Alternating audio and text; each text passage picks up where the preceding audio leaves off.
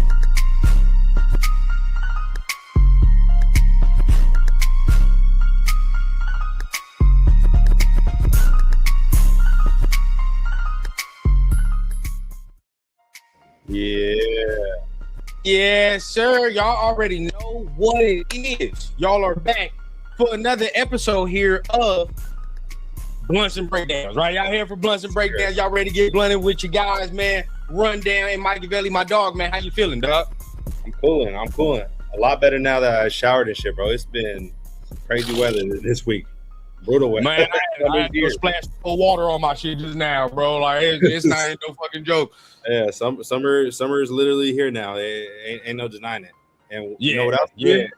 Training camp. Training camp is officially here, bro. I'm excited for that shit. 100%. And because it is a very special occasion, right? Rookies have reported. Of course, we had to do something special and bring out one of our dogs, man. One of the friends of both channels, mine, yours, Solo. Hey, friend of this channel as well, man. Y'all already know what it is. If you're on Instagram, if you're looking for Raider News, you're probably seeing my dog on there as well, man. He has his own YouTube channel as well. We're gonna go ahead and bring him up to the stage. Our dog, man, the sports. Hey, what's going on with you? What it do? What's popping with y'all, man? You already know. Oh, yeah. Hey, like I said, it's a special occasion, brother. So, of course, it's training camp. You know what I mean? We had to bring somebody special on, man. So, definitely had to bring you on. For sure. Appreciate the invite. You already know. Pulling up anytime y'all hit me up. Yes, sir. Now, hey, look, Mike, go ahead, bro. I know you got some of the news and some of the info as far as what's going down today, man. Go ahead, preface today's episode for everybody. You said, training camp is a very special episode. Not only do we got a very special guest, but it's a special episode because this is the first day officially of football. Football is officially back, bro. The rookies are in the building. Max is in the building, and I believe I've seen JPJ as well. So we got a couple vets that pulled up with the rookies. So we on and cracking down. We're gonna see what's going on with football season. I'm hyped to see how this season plays out. This is bro. Yeah, I'm definitely ready to see how this team starts forming out. You know what I mean? It's gonna be some good conversation today because I know our guys probably got some great ideas about how the team is going to go as well. But real quick, let's give a shout out to everybody that's in the chat real brief, man. We got Paul in the building. What's going on, Paul? Of course, our guy, man. Hey, Prez, what's going on with you, big dog? Appreciate you for tapping in. My boy. Who else we got? Yeah, bro. Yeah. He out there really in the heat. Our dog, Dre, man. What's going on with you, big dog? We got everybody pulling up. Make sure you guys keep continuing to tap in with the chat, tap in with the conversation, man. Make everything go. But let's go ahead, man. I want to just start off. We got a special guest, bro. I want to start the conversation off now. Let's not even dilly-dally around. So real quick, all right, football is officially back. All right, we officially back today. Rookies report and everything is going. So since you are a guest, man, hey, Sportsmane, tap in, right? How are you feeling now that football is back and everything is going and everything's getting underway? Man, it's been a long wait, man. It's been a long time coming, man. Been waiting. You already know, man. Shit. I've been watching baseball and shit. Fucking my Yankees been holding me down right now, but shit, you know what I mean? The NBA, fucking Lakers did all this weird shit in the offseason. I ain't happy about that. I've been waiting for this shit. I've been waiting for the Raiders to come back, you know what I mean? Get this shit back cracking. I'm ready to pull up and turn up. You already know. Yeah, bro. Yeah, it's about that time, man. Mike, how you feeling, bro? You already know I'm really excited. We've been grinding like crazy with the content, bro, even during slow season. But now this is where the fun part comes, where for us content creators, where we really get to talk about actual football and there's real shit we could talk about for real. Not no hypothetical. They actually put it out on the field now, and we could actually talk about it for real. Agreed, man. I'm right with y'all, bro. Like for me, it's just we can finally end the whole speculation shit that everybody got going on, man. Like, will he not? You know what I mean? Somebody getting traded with her. Now we can get the concrete evidence, bro, to see if this team actually going in the right direction, and that's really what it is. But I bring all that up to now bring this up. All the rookies now have officially been signed from this rookie class, right? Came Fernando Mendoza, Jermod McCoy. Those are the last two holdups. All good, man. I mean, from your end, Mike, did you have any worry? Start with Mike. Did you have any worry that the Raiders weren't going to get this done?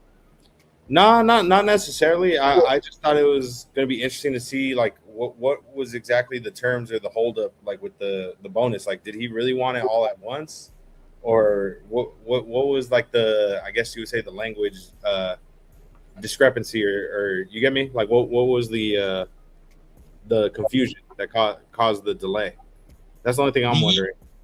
Yeah, now if you're looking at it, he got pretty much $57 million fully guaranteed off this deal. So ain't not a penny held back, you know what I mean, from Fernando at all. How you feeling, Sportsman, hearing the numbers, dollars and cents and all that, man? You think, it is what it is, or how you feel about Fernando's contract and beyond? Nah, I'm feeling that for Fernando Mendoza. It's all good. You know what I mean?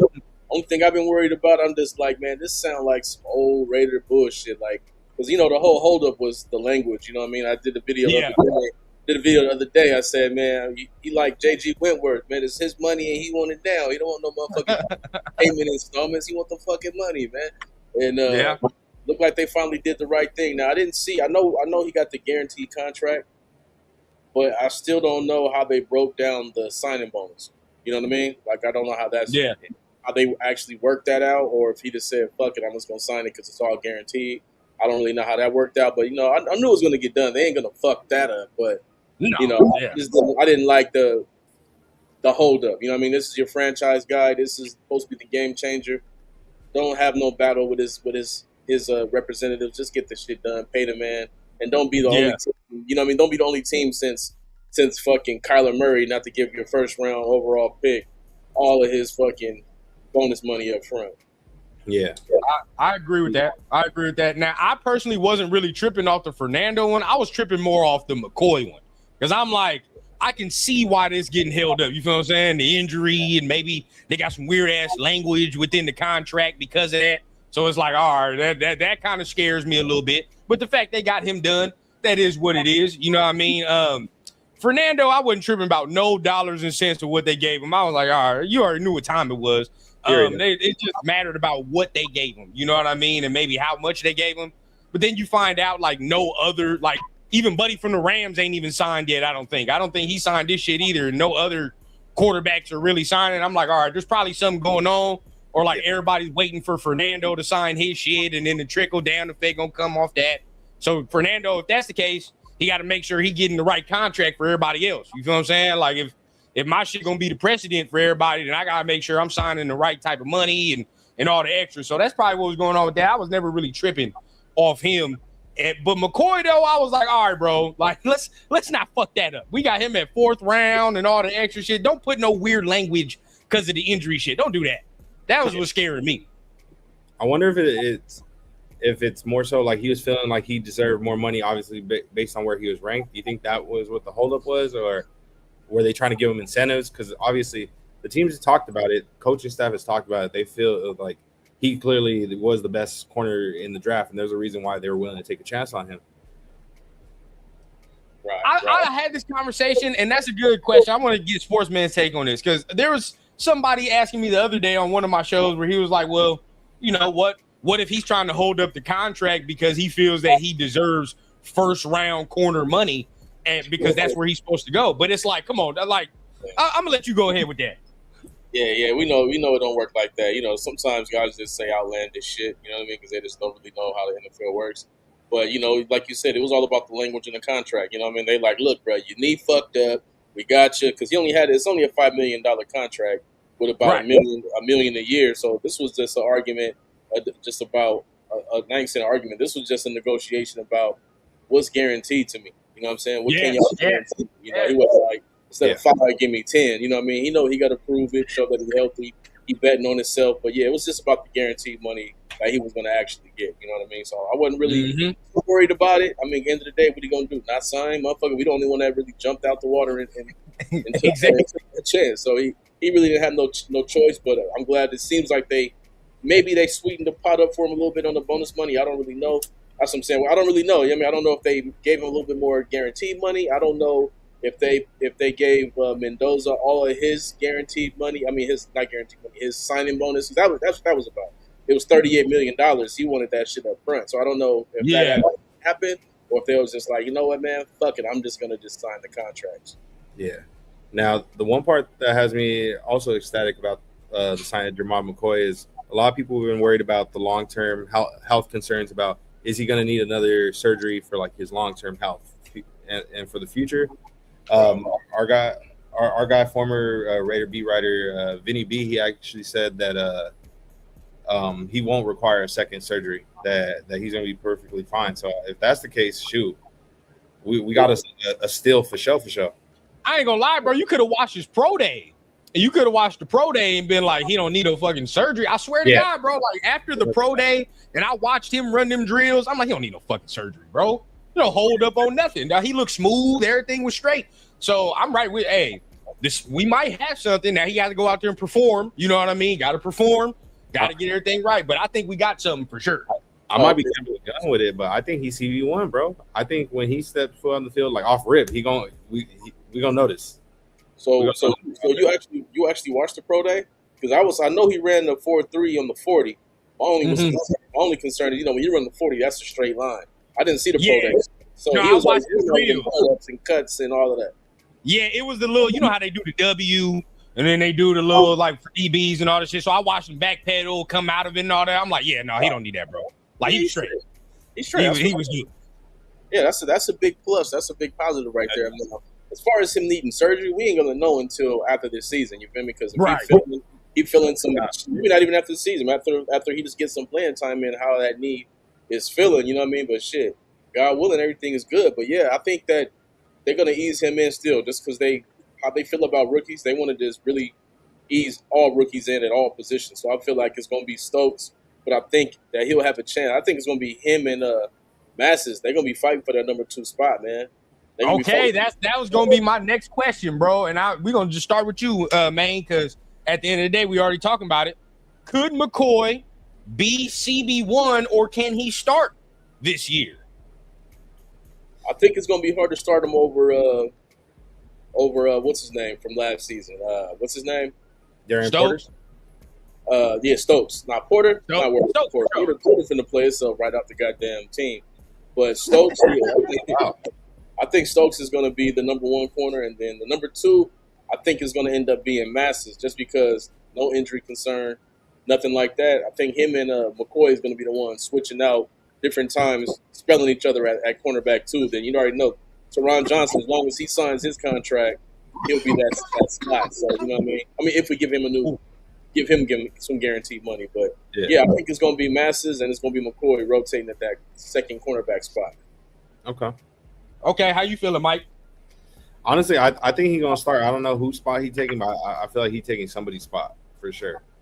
But yeah, I have high hopes for a lot of these young corners, especially with the coaching that we have. I feel like they could really coach them up and build, like, we have something to work with, where it's not just we draft guys and we have them for maybe 2 years, then they're off the team, they get cut, and then we're starting to look for more guys for depth and stuff. And then eventually start. I hope we could actually build a core nucleus with this young core that we have. Like Sportsmane mentioned, Hezekiah Masses is one of those guys that I think he's gonna make a positive impact too.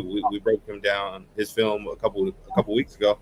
He looked impressive for a day 3 pick. I'm really impressed with what we got. And then of course, obviously, what we got with McCoy. Both them rookies, I feel like are going to be key players, whether they start or if they just a part of the depth. I think they're going to make a solid impact. Yeah. It might be outlandish what I'm going to say, but I truly believe it. I think from a talent standpoint, like just pure talent, McCoy is probably the most talented corner we got on the squad. I ain't even going to lie to you. Like, just from a pure, talent, athletic standpoint, I'm like, yeah, bro, he's naturally the best corner on the team. Naturally. You know what I mean? But you know, then you got to bring in the injury and all the extra shit. Now, right behind him, I do think is Stokes, because a lot of people forget he was a first round motherfucker his damn self. You know what I mean? Out of Georgia, first round guy. He's got them athletic traits too. But I think McCoy can't start. I ain't gonna lie. Now, I'm maybe one of the few that do like Darian Porter. Like I fuck with Darian Porter, but we got to be real. If the stakes are even, you feel what I'm saying? Like he's not on the talent standpoint of McCoy right now. He's just not. No, I don't really. To me, right now, I don't really see where he fits in right now. And we got to remember, man. You know how it is in the NFL, man. That's your guy, not my guy. And end of the day, my masses and all them. That's their guy. Let me entertain you with this. I think he takes now. Maybe if we're talking about rotation, maybe a little different. But I think he takes DCam's spot. I think the dude who does get cut is DeCamerion Richardson, and then you insert Darian Porter into that role because he can actually do special team shit. You know what I'm saying? Like Darian Porter can actually do special teams. DCam can't play no special teams. So it's like, I would think you would keep that. But for me, I mean, yeah, Masses might be in the rotation. He might be in the rotation for sure. For sure, yeah. I think guys like Porter Jr., DeCamerion Richardson, these guys make the team. These are all dime package guys. These are all quarters guys. Like they ain't gonna see the field in the nickel. They ain't gonna see the field in the regular 3-4. You know what I mean? They just don't. To me, I just don't see it. They've had opportunities. You know what I mean? Thrown in the fire. You're thrown in the fire. Here goes the opportunity, and they ain't really did shit with them opportunities. You know what I mean? But and Darian Porter, he got thrown in there. He was fucking one of Pete Carroll's favorite guys. He thought he was gonna be Richard Sherman, like a fucking weirdo. Yeah. He threw him out there. It was all Smoke City. You know what I'm saying? Smoke City. It's because it's not how fast you are. You got to be able to read and understand the route. You got to be able to watch a guy's hips, be able to fucking make a guy go outside when you want to go inside. All the techniques that a corner got to do, Porter just didn't have that. You know what I'm saying? And that's why when it's coming to Kubiak and all this, any coach, when you come into a situation, that's your guy, not my guy. That was Carroll's guy, not my guy. I'm giving my guys a shot. And the way that I seen him talk about Hezekiah Masses in that particular press conference, I'm like, nobody does that. Right. Nobody does that. You know what I mean? Because he was like, you know, I know y'all seen it. He's saying, you know, guys play this way without the pass, and they do this, and he was all, yeah. So what you gonna do? What you gonna do, Zeke? That to me, that told me a lot. Yeah. Now, Mike already alluded to, we watched this film a while back, I think like a week back or whatever, but I think Mike and I pinpointed the kind of plays that probably Kubiak was talking about. There's a couple plays on there, bro. We got to stick your nose in there. You feel what I'm saying? He's going to have to stick his nose in there, and he's going to have to get busy. And there were some times on the film he wasn't really doing all that, right? So now Kubiak alluding to, hey, bro, you know, the coverage is nice. The coverage is great. But we all know up in here that you got to do more than that. You know what I mean? If the run come your way, we can't duck. We can't tuck tail. You feel what I'm saying? You're going to have to put your nose in there and do something. Yeah. So that I hope he can, because if he can do that, I ain't gonna lie to you, man. He got the coverage ability, bro. He can play right away. Like he is one of those. He can, but he just got to stick it. He a little thin though, so he gonna have to stick his nose in there a little bit and get aggressive up in that mug. Yeah, gonna have to get aggressive. But I want to ask this question because we talking about this, and now I remember you and I, as far as Sportsmane, we was and I think you was there too, Mike. We was doing last year's draft. You feel what I'm saying? We was doing last year's draft, and I had you on for a couple takes as well. And we was talking about it. We wasn't really, you know what I mean? We wasn't really feeling the whole draft class like that. There was a couple here and there, right? But then there was like, all right, you know, wasn't really too excited. This year, I want to see if is it a different story for you? How did you feel this year?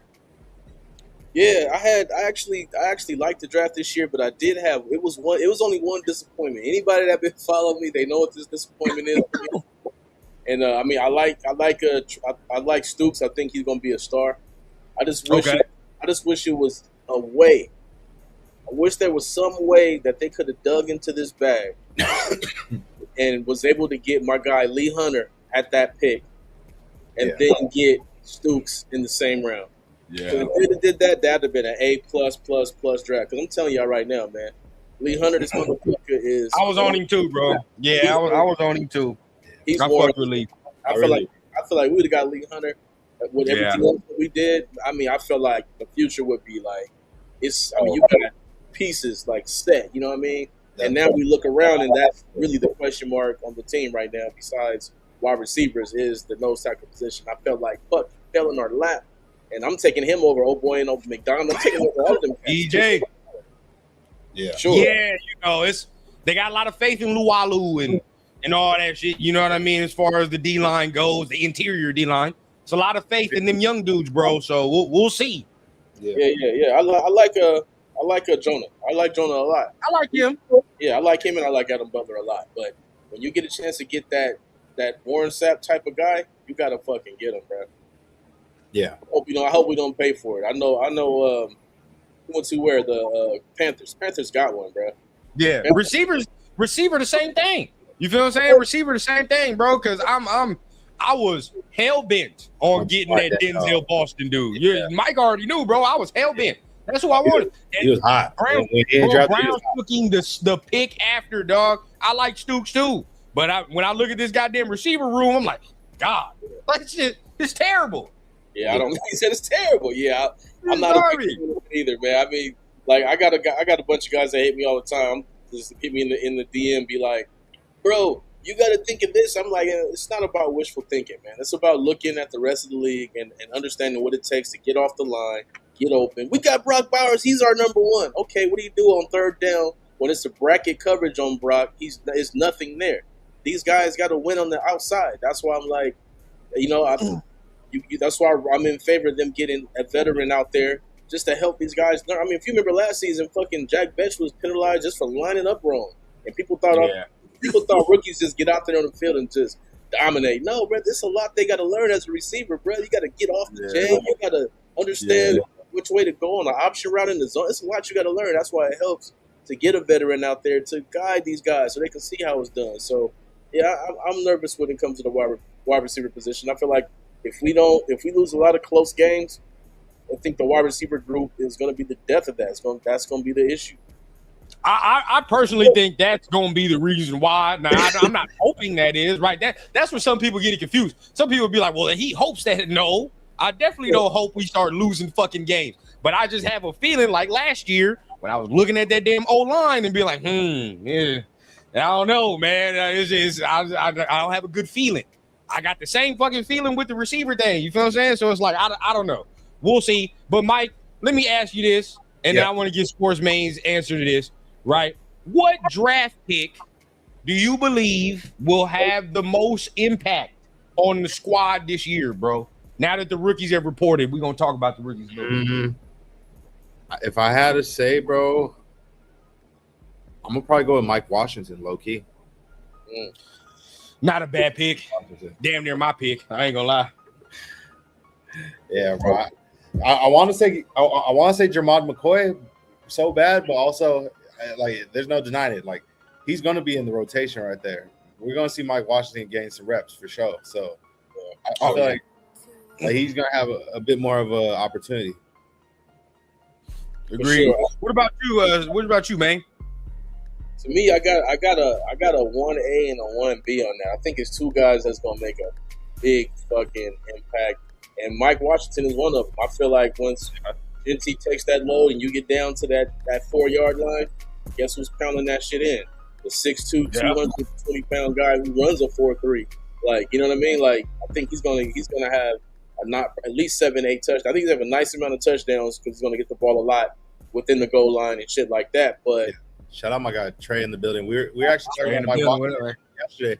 And what up, on Mike Washington's measurables. I didn't realize he was that close to the same measurables as Derrick Henry. That's crazy to me. Yeah, 6'2", 220. He's a big motherfucker. Crazy. Yeah, that's wild. He feel like Derrick running a 4.3. Yeah, I mean, to be honest with you, before I get too deep, I feel like he's actually a threat to Genty as far as in the future. You know how teams don't like to re-up running backs on their second contracts? I feel like you get him at such a steal.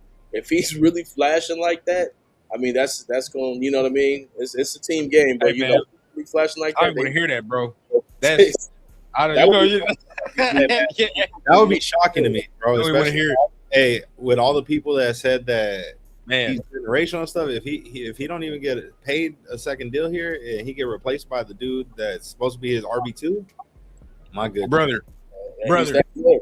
I think he might be that good though. You know what I mean? Look. You can say something for the drafting of the organization because then you go from Josh Jacobs. You know, if Genty's cool, and if you did draft a motherfucker in that later round that can actually do that, then you go 3 straight running backs where you drafted pretty nicely. I'll be like, all right, well, you know, we got a cool little track record. That's fine. But the optics on that motherfucker, bro, the optics are terrible. Garbage. They'll be all over Genty if that's what happened. But, you know, it all depends because you already know, man, if he earned that contract, he going to want to get paid. And if they're going to be like, we got leverage because we don't got to pay you because your backup is pretty fucking good, I mean, then that's something that, you know, we're going to have to worry about later on. This is where it gets nasty, bro, because people are like, well, we'll talk about it. We got another conversation where this money shit is really going to get brought up. But at the end of the day, like, say if we draft a receiver next year, if that motherfucker's good, you know how much, bro, you see how much them motherfuckers make? And how much we going to have to pay? Brock is up right now. We're going to have to get Brock now. I say you pay him now, honestly. Yeah. Brock, you pay him now. That's a lot of bread, bro. It's a lot of bread that you're going to be shilling out to the offensive side. Figure it the fuck out because all these defensive players, they all young. Nobody's really a top pick. They're not going to bread, so it's really no excuse. Lock them in. But but the other guy, I think it's going to make a major impact. Day one, I think it's going to be Stoops, man, because fucking Isaiah Polamalu was fucking trash last season. He was like the 31st ranked fucking safety in the whole NFL. So you put Chin out there, and if Stoops get opportunities to really get out there and use his ball hawking ability, his speed, and all of that shit, I mean, that's impact. Because anyone can do better than what Polamalu did last season. That shit was fucking trash. Yeah. That shit was wasn't good, bro. It definitely wasn't good. I'll tell you that. You know, I think we can go 3 for 3, and you know, if you want to say Mike Washington, we'll go 3 for 3 because out of everybody, he's to me, he's the one that's guaranteed to be getting the football. You feel what I'm saying? Like, or at least getting some snaps. Because we know that Kubiak, if you are decent running back too, you gonna get the football. He gonna put you in that rotation. So that's an easy one. But I'm a roll with Maine as well, bro. I'm gonna go Stooks. My main reason for putting Stooks again is because I done seen receivers get drafted right after him, and I know that's what we needed. He needs to be good. There's no ifs, ands, or fucking buts, bro. Like, there's no ifs, ands, or buts, dog. Like, he better be good. For real, for real. We can't afford no bullshit at all. And we passed up Lee Hunter to get him, man. Yeah, bro, passed up Lee Hunter. I watched Denzel Boston go to the Browns the pick after. If I watch him start balling over there, dog, I'm going to have an issue. There were some guys that I was like, bro, he's on the board. What do we – I was just like – yeah, you don't have an issue.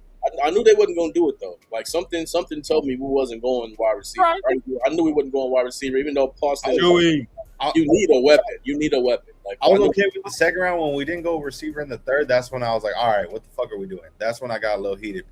Right there, I was thinking in my head, like, okay, you got Jacoby Lane, you got Malachi Fields, like, make it happen. Yeah, that's true. There's really no reason. I can live with still needing a receiver for the next year if Stooks is good, though. So I'm saying, like, if Stooks is straight, I can live with that, and I can be like, shit, we'll wait till next draft. That's fine. That's fine. What I can't live with is him struggling. That's what I can't live with. Yeah. And I the part that, and maybe, like, I don't want to disrespect the kid when I say it, but I didn't understand why we double back and got another Arizona safety. Like, I just didn't understand it. That's the one I have a problem with, bro. That's the draft pick right there that I had a problem with because it didn't make no damn sense. We could have addressed maybe that nose spot or something. We could have done something with that pick. What round was that they went and got the other safety? Was that 5? That was like the 5th round. Yeah, that was like the 5th round. But there were still some other DTs on the board that you could have, you know, added to the depth there. I was with you, bro, because he's not playing safety to me. He gonna play nickel, and he's not playing this year if that's the case. Like, if he's gonna be a nickel, bro, he's not gonna play nickel. Yeah, I wouldn't like that anyway because he didn't play nickel at the fucking college. Fucking Stoops is playing the nickel in the safety. So I hate when guys get drafted as you get drafted as the top center in the fucking college football, and we say we want you to be a guard. What the fuck? Like, I hate shit like that. Or you get drafted as a wide receiver, and they like, we want to make you a fucking running back. Man, appreciate you, Xavier. 10 gems, dog. Yeah. We got 10 gems. You're going to have to teach me what that means behind the scenes. I'm new to all this monetization shit. You're going to have to teach me. Hey, I'm learning my damn self. But 10 gems are 10 gems to me. That's all I care. If y'all could subscribe to my channel, subscribe to everybody's channel on here. Hit that like. Sportsmane too, man. Subscribe to our dog Sportsmane. Of course, trying to bring y'all the fire conversation for this Raiders talk this week. But all right, now we talking about the most impactful draft pick and all the extra. For me, man, I mean, it's funny that nobody said Fernando, right? I mean, but I don't think nobody said this in a negative way, but just all the shit that's coming out about Fernando, to me, suggests that they hope that he don't really have to take no snaps unless he's like that, you know? So let me ask y'all. We'll start with Sportsmane. How do you feel about the way they're handling Fernando? Do you feel that they're holding the hand a bit too much and you want him out there immediately, or are you saying you like the slow approach? I'm gonna say before we signed Kirk Cousins, we all knew we was getting Fernando Mendoza. We already knew that's who it was gonna be, right? So when it was fucking Aiden O'Connell and he was the only guy on the team, I was like, draft Mendoza, start him today. But when you get the luxury of a guy, and it's not that Cousins is gonna make a Pro Bowl or any of that shit, but when you get the luxury of a guy who's been in the system, he knows the coach, they know each other, they speak the same language, and you get a chance to get a guy like that to ease your guy in, I'm all for it. I'm all for it. Now, if our fucking veteran quarterback was fucking Carson Wentz, fuck no. Play Mendoza right now. But for the fact that you got a guy who's already been there, he already knows the shit. Like I said, he speaks the language. It makes sense to me. Now, would I want him to sit the entire season? We better win 8 or 9 games. It better be a playoff type of season. If we're fucking 3-7 and I don't see Fernando Mendoza, I'm finna start throwing shit against the wall. Yeah. That's the right assessment. I ain't gonna lie, man. Mike, how you feeling, bro? I mean, we've been talking about it, but now it's getting official. Now we hear. Are the Raiders doing the QBs the right way? Are they doing it the right way? I mean, I wouldn't be mad if they decided, like, obviously, to roll with Kirk to begin the season. But like the Sportsman said, at some point, I got to see him play. Now, in my opinion, I feel like you got drafted first overall. I've never seen a first overall pick sit before.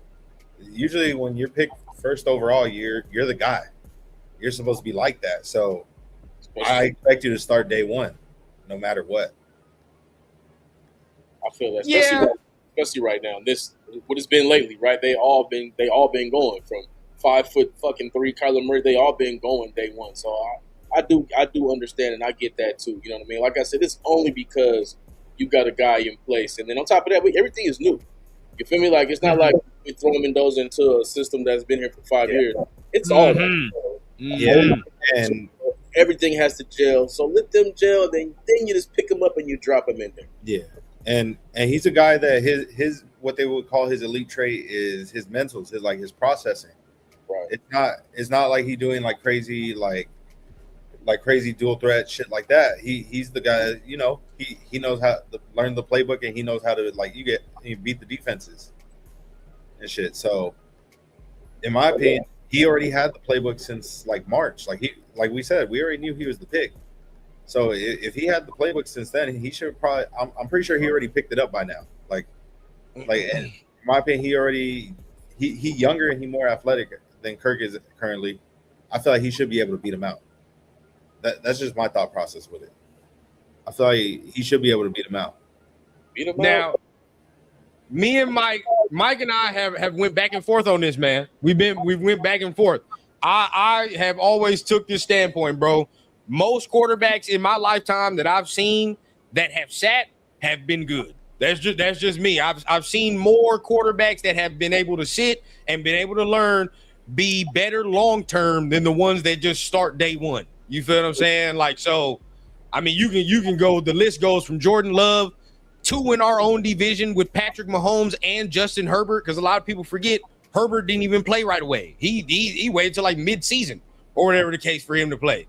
So I'm not mad if it's mid-season or whatever. Fine, you do that. I mean, you can take the Bo Nix route. Bo Nix played right away. You know what I mean? So if everybody feels that way, then okay, you can say that. But like I think Sportsmane just alluded to, the Sean Payton thing was a little established when Bo Nix came into the picture, though. We already here. You know what I mean? This is the system. This who's in it. I just need you to plug and play. Right now, it's like shit. We trying to get all 11 on offense on that type of timing right now, and they not on that. Yeah, it's just way different. Yeah, bro, it's nasty work. Now, I'm of the mindset of saying, like, if we waited until, let's just say, the bye week, and we gave him 4 to 5 straight weeks to end the season off, and we're not in no playoff contention, I'm cool with that. Like, that's all I need. That's all I need.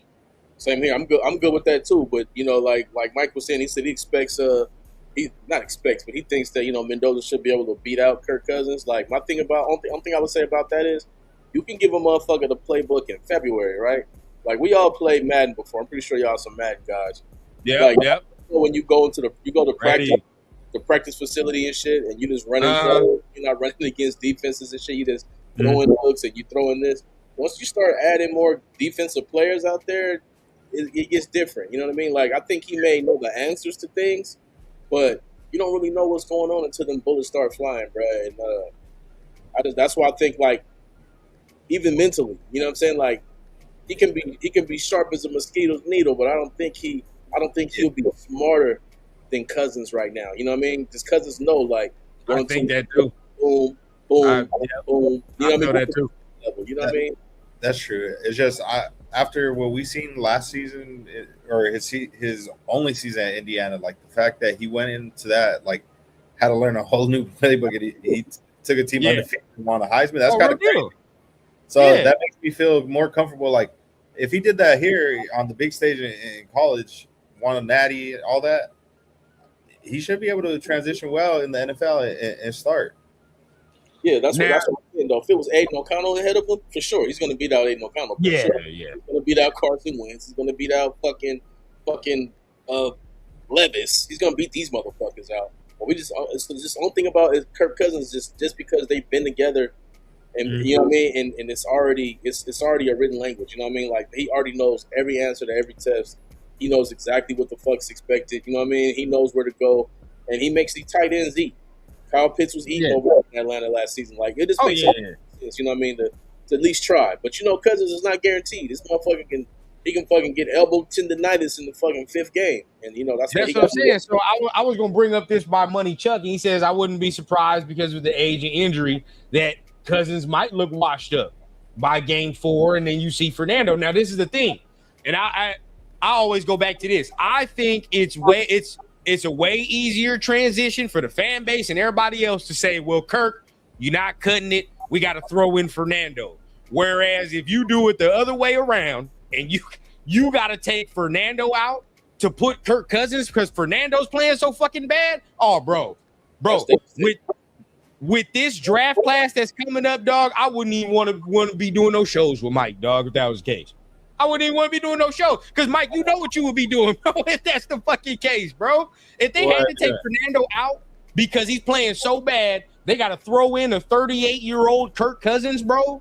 That's against the law. We already know that's against the law of NFL physics. You can't do that. Bro. You can't start a rookie and be like, he's playing really fucking bad. Throw the veteran in there. You can't do that. So, I mean, can you imagine if we got a top 5 pick on top of that, dog? Could you imagine what the what turmoil this shit would be in, bro? No, sir. I don't even want to fucking go into that realm, bro. That would be horrible. I don't want to go into that fucking realm. I'm good. Then we over here trying to figure out, do we need a quarterback or Jeremiah Smith? You. Quarterback or Jeremiah Smith? If that happened, man, you know what I'm talking about. You know, you already know. Look, he want Jaden Mayava so bad, bro. He want Mayava so bad. I think he's better than advertised for sure. He's nice. But top 5, that's not gonna happen. I don't know. I think he's gonna shock people this year. You know, there are some people that do say Cousins look horrible. I don't really agree that Cousins look bad. Like, I thought Cousins looked like, considering he's coming off an Achilles, I thought he looked cool. Exactly. I thought he looked cool. DJ says, I don't believe Mendoza will be ready to play and run the offense week 1.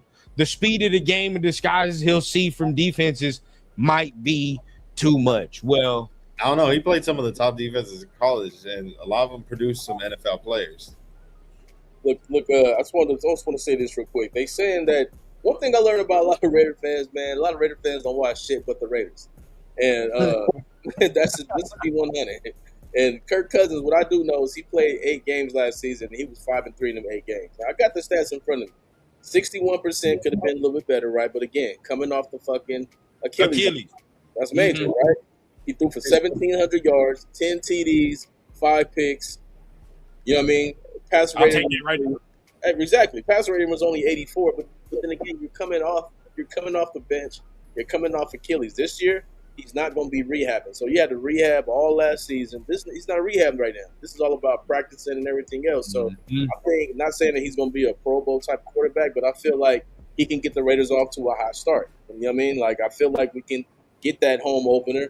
You know what I'm saying? I feel like we can have a real shot to win that game against the Clipper Chargers in LA because it's early and that's a home game. You know what I'm saying? So, you know, I'm good with the Cousins start. And on top of that, let's not forget this. Kirk Cousins has the best fucking agent in all sports. Well, he got the best agent in the NFL. He got the best. Yeah. And I look around the league right now. I'm pretty sure Arizona was like, "Hey, Kirk, we got a bag for you." I'm pretty sure. He could have went to another. There's no way he came here without knowing he was going to be the day one starter. Period. I don't give a fuck about nothing nobody else is saying. Not to mention Tom Brady and Spytek been talking it all off season, way before the draft. We don't want a young guy to start. We don't want a young guy to start. This is going according to their plan specifically. This is their script. So I believe he came here knowing he was going to be the starter because he could have went other places and got paid. So he's going to come here, be the starter, hopefully win. That's his whole plan. Why? Because it's only on a 1-year deal, even though he's going to get paid next season for the other guaranteed money. But you already know Cousins, man. He want to ball out right now this season, move on from him. He's going to go get a $25 million bag next season. This is the way he operates. So, yeah, I feel pretty good about the Cousins move right now and where it's going to go. And I think he looked pretty good coming off of fucking Achilles, bro. Achilles ain't no joke. Nah, man, not no joke at all. I'm prepping people now, bro. If we are damn near or about 500 at the midway point of the season and Kirk got us at 500, you got to see Kirk go throughout the remainder of the season. He gonna start the remainder, bro. Like, we ahead of schedule if we had 500. If we getting over there, bro, we ahead of schedule. We damn near in the hunt still. Honestly, we good. I'll take that all day. I'll take that all day, bro. We in the hunt. We good. Shoot, run down. I know you seen the tweet earlier in the week, bro. I know you seen the tweet earlier in the week about people were asking like, what you expect the Raiders to have? What's their win-loss record after the first 6 games? Now I got a little bold. I said 4-2. I think. Yeah, let's bring that up. Let's bring that tweet up because that's a good conversation topic. Actually, it's a good conversation topic. But go ahead, Mike. Go ahead. I honestly think we could go 4-2. Like, I feel like a lot of those teams are beatable. Now, the one that I gave us to Al, I don't want us to lose against them, but for some reason, every time we play there early in the season, we have bad luck. It's so fun, bro. Chargers, man. Yeah, bro. Like, I want that W so bad just because that shit right there, that's the crib. You see, yeah, they get on my nerves, bro. Yeah, I'm pulling it up right now. So look, this is it right now for everybody that's looking on it. The question was posed by Sleeper Raiders on X. These are the Raiders' first 6 games right here. You got the Dolphins at home, Chargers, Saints, Chiefs, Patriots, Bills. What will our record be after the first 6 games? So yeah, Mike said 4-2. Mike said 4-2. What you feeling, Sports? I'm thinking you should be happy at 3-3. I feel like you can get the Dolphins win because everything they have is new. All we gotta do is stop stop that running game, right? I've been telling Mike, bro, that motherfucker's real. He is real. He can win the game for you. And then you gotta. I mean, the Clipper Chargers is a toss up in LA just because it's early in the season. Clipper Chargers is a toss up. The Saints they got that quarterback? I don't believe in him, but they just re-signed Kamara. But I still feel good about that game. The Chiefs, I'm gonna tell everybody right now, if they're starting fucking Justin Fields, bro. Justin Fields has been damaged. He has been damaged. We gotta get him. We gotta get him. Fix it for him. We gotta get him. That ain't finna work for Justin Fields, bro. He can't put a spare tire on him. I think he's unfixable. So I think that they can definitely win game 1, possibly lose game 2, win Game 3. I think they beat the Chiefs, man. The Chiefs, I mean, Okay. they lost both corners. Both corners is in LA. Them motherfuckers ain't regular guys. Those are some guys. And we all seen the shit bowl last year with the Chiefs and the Raiders. And I mean, that was the shit bowl without Patrick Mahomes. That shit was fucking trash. I mean, Andy Reid's a great coach. No lie. I know that. But you already know his style. They don't run the ball like that. He's going to have to completely switch his entire philosophy. Because Justin Fields ain't finna beat nobody going 1, 2, 3. I see you. That's not his game. He's gonna try to scramble around. They're gonna have to pound the ball with Walker. You feel me? So you already know everyone's gonna play the Chiefs early in the season. 8 in the box. Justin Fields, you beat me. So I feel good about that Chiefs game. Patriots, they pretty deep. I don't know. I mean, we can easily lose both those games. But if we win the other one, recently, hey, we're 3-3. I'm happy. I don't know that. So the Patriots is the one game that I said was the fourth win. I feel like we could sneak a win against the Patriots for some reason. Maybe if it was in Las Vegas, maybe. I mean, the weather is not going to be a problem, but it's just going to be just everything is new. That's the only reason. Like, you know what I mean? If we was playing like bad teams early, then you know the offense, the team get a chance to gel. It's a new offense, it's a new defense, new offensive coordinator, new defensive coordinator. This shit takes time to gel a lot. You know what I mean? Look at the Patriots last year. They started off shaky. We fucking whooped their ass with Chip Kelly trash ass. Mm-hmm. We got the dub. And what happened? As they gelled, they fucking ran off like 10 straight. So that's why I'm like, we gonna probably struggle early as far as with the good teams, but we're gonna see where we are later on in the season against the teams. I'll be the cold water or the wet blanket here. Dolphins and Saints, those are my 2 off rip. I really do feel like we can beat Dolphins for sure. We better beat the fucking Dolphins. What the fuck? And the Saints, I think a lot of people like the Saints, but we got to remember they didn't even have an above 500 record last year. So like, we're not gonna do all that, bro. Like, you know what I mean? They're cool, but I still think they still got some more like to go. So we can beat them. Chargers, bro. I mean, I'm with Mike, dog. You know, we all 3 of us out here, bro. Every fucking year we go to SoFi, bro. We so up and goddamn down there, man. I gotta see it, bro.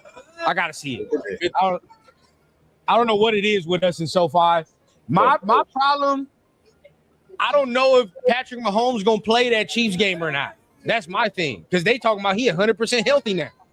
I'm ready for training camp. I'm like, but look, how worried are you about Patrick Mahomes if he just goes 1, 2, 3 pass? Patrick Mahomes gets you because he said, I jumped over. They got the fucking receivers, yeah. So I threw it like this. I jumped over this guy. I spun around and got away from Max. If he's gonna be a stationary target, trash. He's not gonna be ready. What did the Saints do?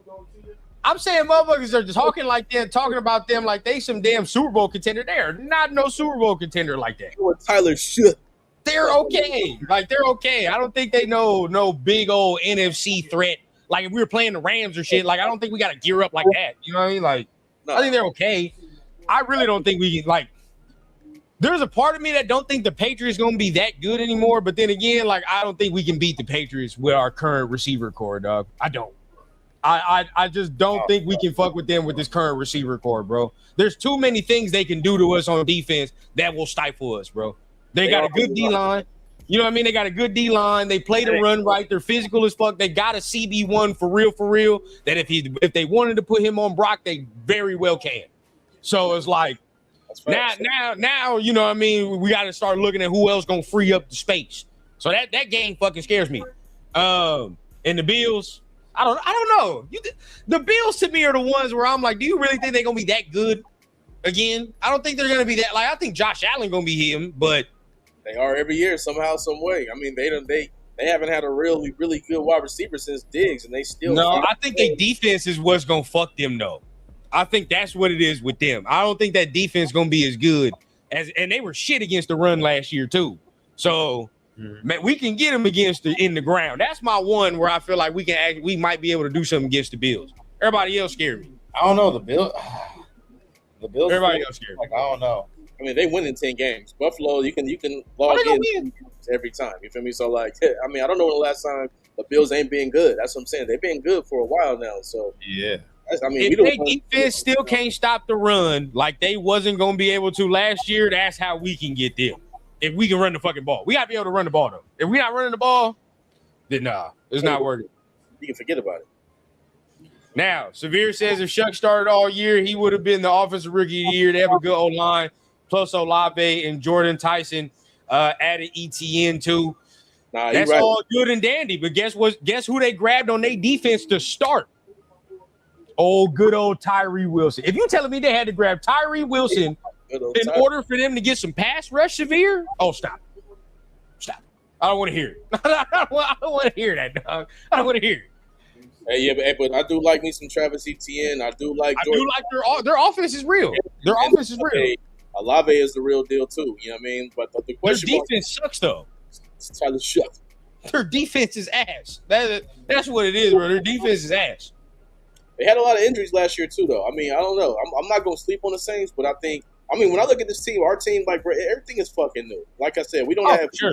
If we had just that one dog as a receiver, that just changes everything. That's why I hate when people say we don't need a number one wide receiver. We have Brock Bowers. Okay, that's cool, but imagine having Brock Bowers and somebody you gotta respect on the outside.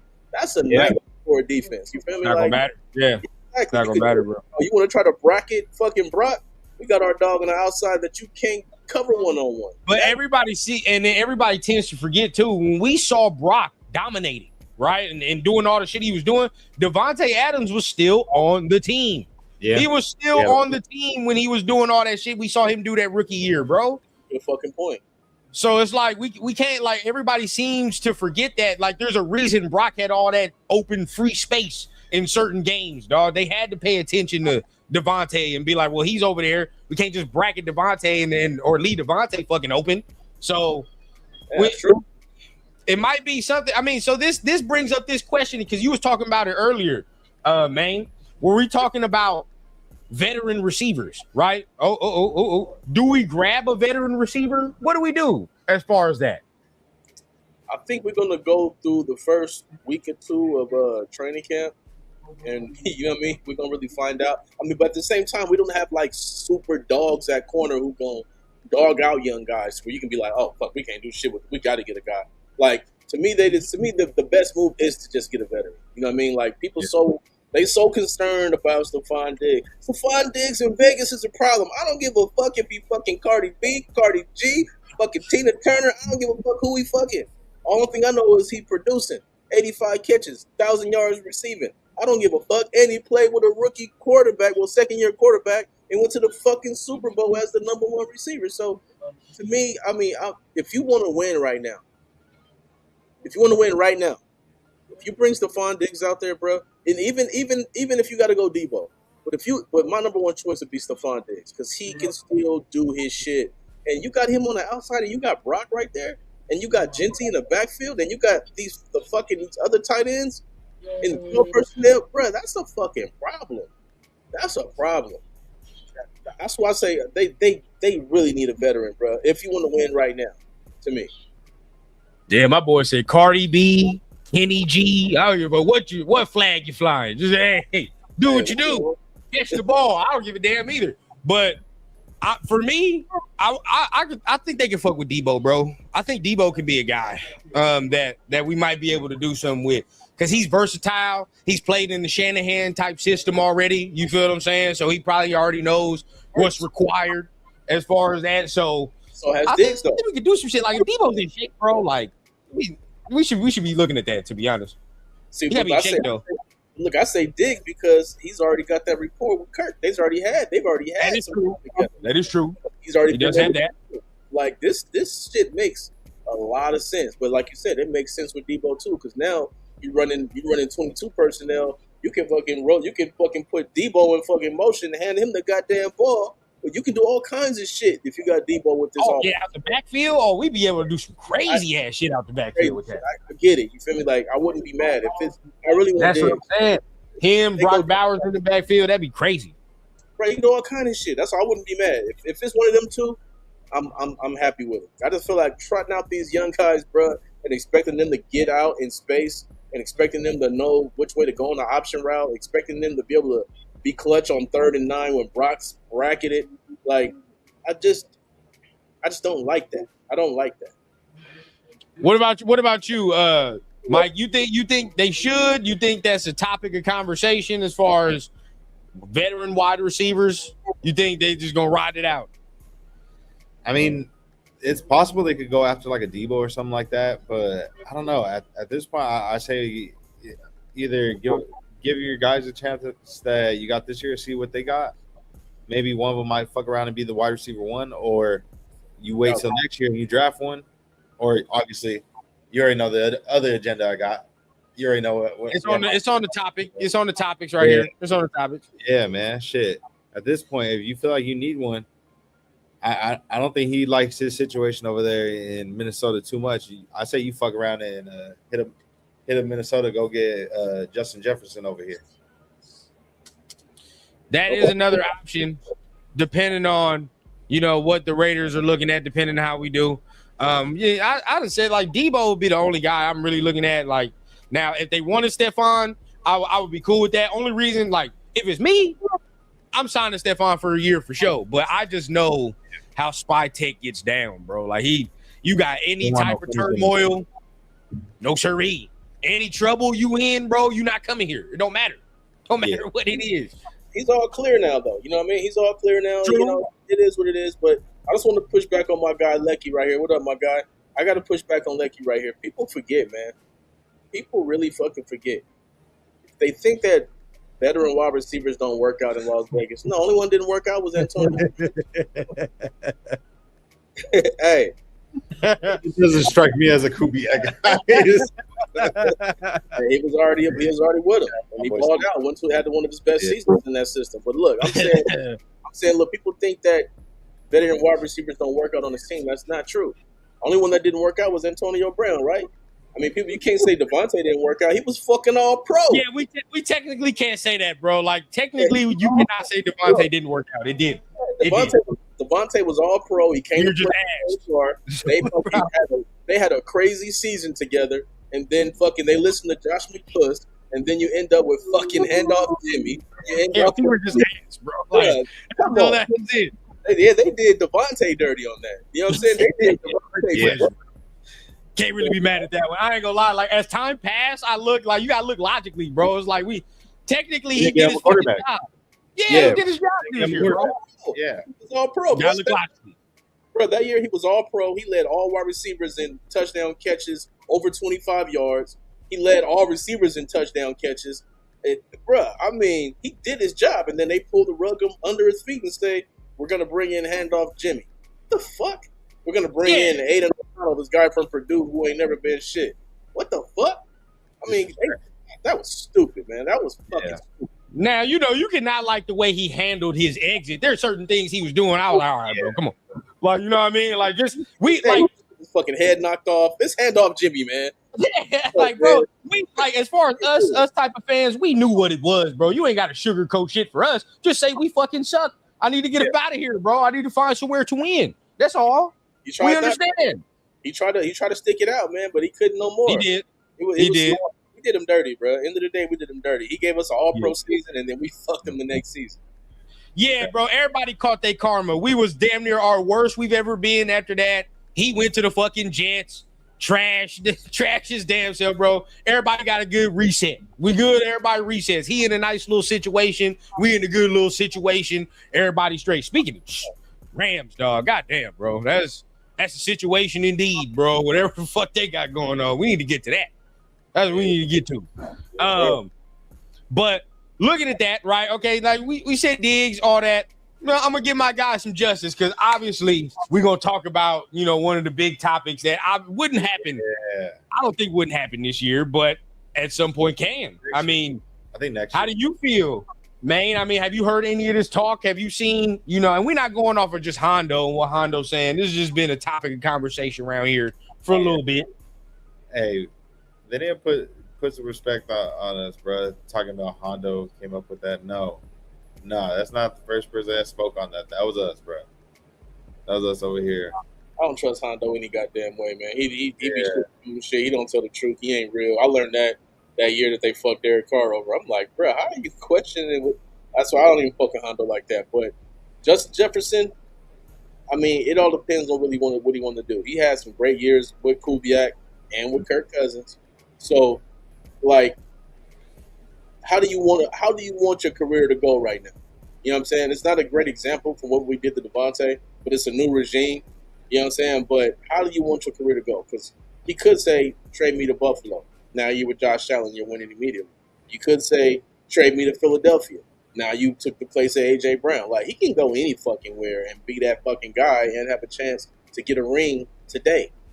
Or he can want to go to somewhere familiar, have a lot less money taken from his check. You know what I'm saying? Him and Max will be the faces of this team, and in course of Mendoza. So I mean, to me, I mean that might be the best way of keeping Max. To be real with you, if you get Jefferson over here, I mean, he might be like, you know what, maybe I'm gonna chill for a minute. But you know, I don't know, man. I don't know. I mean, I would love to see it. But to me, it depends on what he want to do with his career. If you're trying to win right now, not in 2 years, you're going to Philly. You want to go to even Pittsburgh. You want to go to. There's way more places he can go before he come over here and see how shit's going to turn out. I am more on the draft one train. A little bit of me, like I really, because I mean we tried the whole trade and do all this stuff. You know what I mean? And not saying that most of it couldn't have worked out. It could have, but we tried that way. You know what I mean? Whereas, shit, hey, our draft record when it comes to certain positions, dog, it ain't bad. Right? We didn't fuck off that Henry Ruggs pick. That's all I'm saying. Look, it wasn't a bad pick in the hindsight. No. You look at it, this is a good fucking pick. You know what I'm saying? Like, he was hooping before all that happened. It wasn't the organization. You know what I mean? It wasn't the organization. That was a good fucking pick. You had to you give it its just due. As much as I think there a little bit of me loathes this dude, but Amari Cooper wasn't a bad pick. So like it wasn't a bad pick, bro. He's decent. You know what I mean? He's decent. So like we have a cool track record when it comes to us getting our own guys. Wouldn't mind taking a swing at no Cam Coleman, no motherfucking. And if you can have the luxury of getting them some, Jeremiah Smith, something like that. But there's a whole bunch of dudes in the draft that I fuck with. I mean, but who would you fuck with in the first round? Because that's what we give up for him. We would give up a first and maybe like a third or something like that. For sure, Cam Coleman. For sure, Cam Coleman and Jeremiah for sure. Them two is Jeremiah for sure. That's what I'm saying. Like you got the choice right now between Jeremiah and Jefferson. Oh yeah, you gotta go Jeremiah, bro. Dude, I think you would have to go Jeremiah just based off the age, the money factor. You don't got to pay him right now. You know what I'm saying? You pay him some years down the line, whatever the case. I really do. Like I've been telling Mike about this Cam Coleman dude damn near all season, bro. Like I fuck with this dude. If he has the year, I think he will. He's gonna be in that conversation where motherfuckers are gonna start talking about him and being like, well, he might be wide receiver one. I'd love to draft one of those guys. I'm just nervous that we're not going to be in a position to be able to draft one of them. You get me? Like, what if we win too many games to be in that range to be able to draft the Jeremiah Smith or a Cam Coleman? It's a catch-22, man. You have to see how the year's shaking out. Yeah, exactly. But we're in a tricky position overall. I mean, if just because Max Crosby's hanging over your head, like if he lasts past the trade deadline and you end up in a position where you can draft the Jeremiah Smith, you're gonna say goodbye to Max. He's not gonna be around for that again. You know what I'm saying? And if you win too many games, you ain't gonna get no shot at no Jeremiah Smith. Maybe not even the cat you talking about. So, but you'll be in a better position to keep Max. So it's like you damned if you do and you damned if you don't when it comes to that. You know what I'm saying? Yeah, I mean, I personally like talking about this. Every time we talk about Severe, hey, too many games to me is being like pick 15. Like that's too many games to me. Because then I'm like, bro, we are not at that point in the rebuild to be in the late teens. You feel what I'm saying? We need to be in them fucking earlier picks, getting more talent like that. But these type of conversations always make me think why I would rather draft a dude, because the money situation, bro, is going to be so fucking crazy trying to fit this in to everybody that we have to fit in. You got to fit in Brock, right? Then you get Justin. His contract's coming up. You're going to have to pay Genty at some point if that's the case. Or you or the shit comes to fruition that Mike Washington is gonna take. You know what I mean? Like, so you're gonna have to make that decision. We know, hey, if Fernando is good, back the Brinks truck up now. You feel what I'm saying? Because you know what the fuck he gonna be making by the time that situation come around. We're not even talking about defense. And the defensive guys that got to get paid. If McCoy's good, corner money. You know what I mean? Stoops money. There's a lot of shit. But they all young though. They all young though. You know what I mean? They all they all a good ways away. You know what I'm saying? And this is why you pay cap guys to manipulate the cap. You can always fucking restructure people's shit. Do what's got to be done. That's why the Cowboys fucking up right now, because they didn't want to just because I know Dak is like, restructure my shit. I want Pickens. They're gonna fuck around and lose them after another dominant season, and it doesn't make any sense when you can lock in him and CD for the next 5 years. You're getting to the. I'm doing that for sure. You can always maneuver and fucking work the cap. You know what I'm saying? So if the Raiders are in position to get a Justin Jefferson, and they let money get in the way, that's a bad fucking sign, because these good teams. But look at the Rams, bro. They paying $1 million motherfuckers. They ain't complaining about shit about no goddamn cap. They finna bring Aaron Donald. I think that only applies though if you in position to draft a dude. You feel what I'm saying? Because then you got to have that conversation. Like, are we going to trade for the big ticket item, or would you rather draft this dude, develop him, and by the time he's ready to get his bread, we wait. You know what I mean? We ready to pay him what he's worth. Depends on who you have at stake to lose. And I feel like the Raiders really don't want to lose Max. And if you're gonna have to do things and have to take time to develop guys, you might as well just trade him now, because he's not gonna be there for no motherfuckers to get developed. You know what I mean? That's what I'm saying. That's why if you want to win now, he all in. But if these motherfuckers start off 2-5, he's getting traded. Period. It's no way around it. You know what I'm saying? No way around. Book that on up. And I don't even think I told Mike, I don't even think Max the only Raider we got to worry about getting traded either for some picks. I think Colton is right after that. To be honest with you, now, as much as I wish it don't happen, but if he gets injured again, he not having a great season, you already know your boy Charles Grant is behind him, right? So we know what time that is. Like, they didn't draft him for nothing. Sit there and eat peanuts on the side, bro. Like, Buddy gonna be there to be ready to go. So that's another guy that we got to be looking at. But that brings me to this, because we got Sportsman on here, and always, bro, whenever he comes on, it's got to be spicy. It brings on this topic right here. What players are on the hot seat, man? What players are on the hot seat when it comes to this year? Now, everything could be good and dandy. I know everybody wants to talk about silver and black rainbows because, we ain't played no games. But still, right now, we got to talk about the real. There's some players that got to perform. Who's on your list? I would have to say number one on my list, it would have to be Malcolm Kuntz, bro, because to me, they shouldn't have brought him back last year, and they shouldn't have brought him back this year. So for them to bring him back 2 times, he got $10 million guaranteed last year, and he was struggling. Yeah. Got another $10 million guaranteed this year. If you look at who we could have added, it's like, you better fucking perform, or you get lost in the sauce. I mean, because I think Kwity Paye, people don't understand, man. People don't understand this 3-4 defense, bro.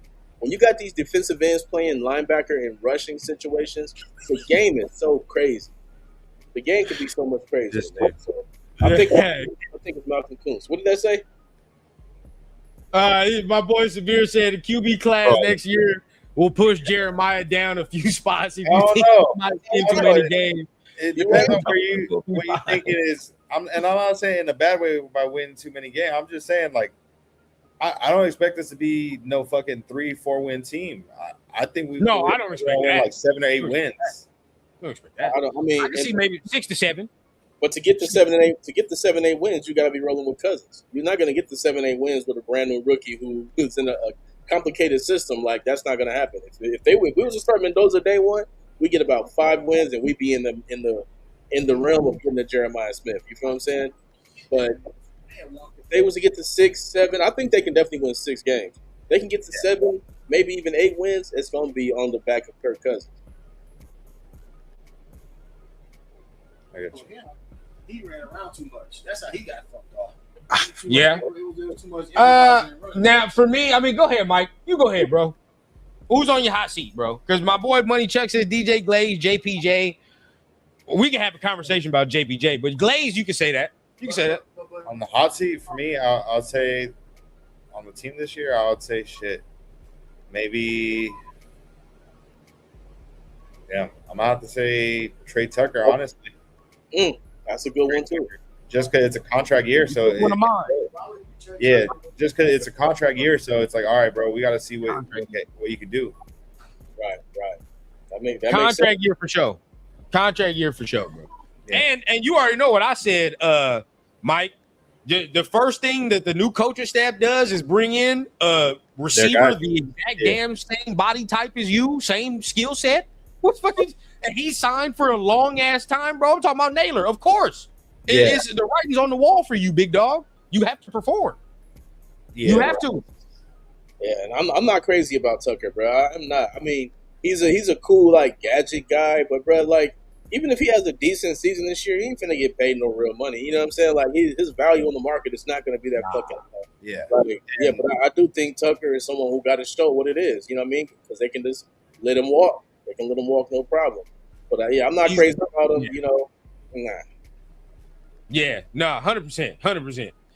That's where I'm where Severe is. I'm more of like we gonna win like 6 to 7 games type shit. Like that's where I'm at. 6 games, 7 games. I'm not gonna be mad at that though, because I know some people don't want to see that, but we only won fucking 3 games last year, so I can't be too mad. You know what I mean? I can't be too mad. Now, you already know what time it is with me, Severe. I'm right with you. Dante Thornton to me, the seat hot, bro. The seat is hot. Oh, he had a pocket with that first name though. Why? So my thing is this. Why is Dante on the hot seat and Besh not on the hot seat? Because of politics, bro. I'm just gonna say it plain. It's politics. It's politics. We're just gonna say it plain, bro. One's a second round pick, and the other one ain't really that high of a pick. So you already know what time it is. Who should really be on the hot seat? The second round fucking pick. Why the fuck? Maybe. You know what I'm saying? Like, I just Maybe. don't get it. I don't But get it. that's the pick that I think Spy he trying to protect. He trying to protect motherfuckers coming forward. You feel what I'm saying? Because you know what time it is. We go with there. A lot of people gonna talk shit. Severe gonna talk shit. Yeah, I know you gonna be ready to be like, why the fuck do we even pick him? So I think they trying to protect that. That might be what it is. We just gonna call it what it is. It's politics. But I will say this. I do think that Thornton got more tick than Besh did last year, though. I do think that. I do think that for as minimal as it was, whatever you can say, I feel like I saw Thornton more than I saw Besh last year. And I think I felt I saw Thornton have more opportunity, whereas like he didn't really capitalize on the opportunity. You know what I'm saying? So Thornton Jr. had like 10 DNPs. Like he played early in the season a couple games, and then he had some big catches and he had a couple drops. And then you got to remember, man, fucking Pete Carroll's Sons wasn't developing nobody. This is true. That, you know what I mean? Like, to me, like, neither one of these guys truthfully actually nobody on the fucking offense except for Tucker, because he was already there a couple years ago. But nobody on the offense should be under any kind of fire after what happened last season. That offensive line wasn't even as bad as it looked last season.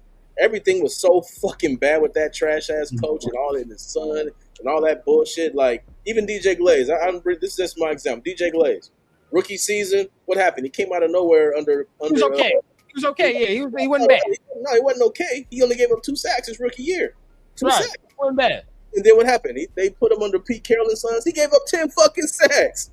Damn. To me, that reflects what you're doing and the teaching and everything else. That's what I'm saying. Like, they all get a pass to me, except for trash ass Meredith. But they all get a pass. My big one, especially with what you're talking about, is JPJ. That's my big one, bro. Because there was even talk amongst this offseason that he might be trade bait.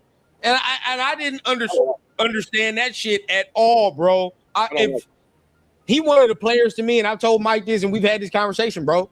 He one of them players where we gonna trade him for peanuts, and he gonna be a fucking Pro Bowler somewhere else, and then we gonna get mad that he's a Pro Bowler somewhere. When realistically, bro, we've been playing with the man his whole career, in my opinion. His whole career. Facts. He not playing what the fuck we drafted him for. Like he's not, and he'll never. And this is the sad thing, man. This is the sad thing, y'all. He'll never get to fucking play center here ever. Nah. Ever. Hell no. Nope. Never. And some people be like, "Oh, he's exaggerating." Linderbaum is foreseeable till he retires, dog, and he retires in this uniform. He's locked Your in. boy JPJ never get no crack. It's never happened. Nope. Linderbaum pull his hamstring. You might see fucking JPJ.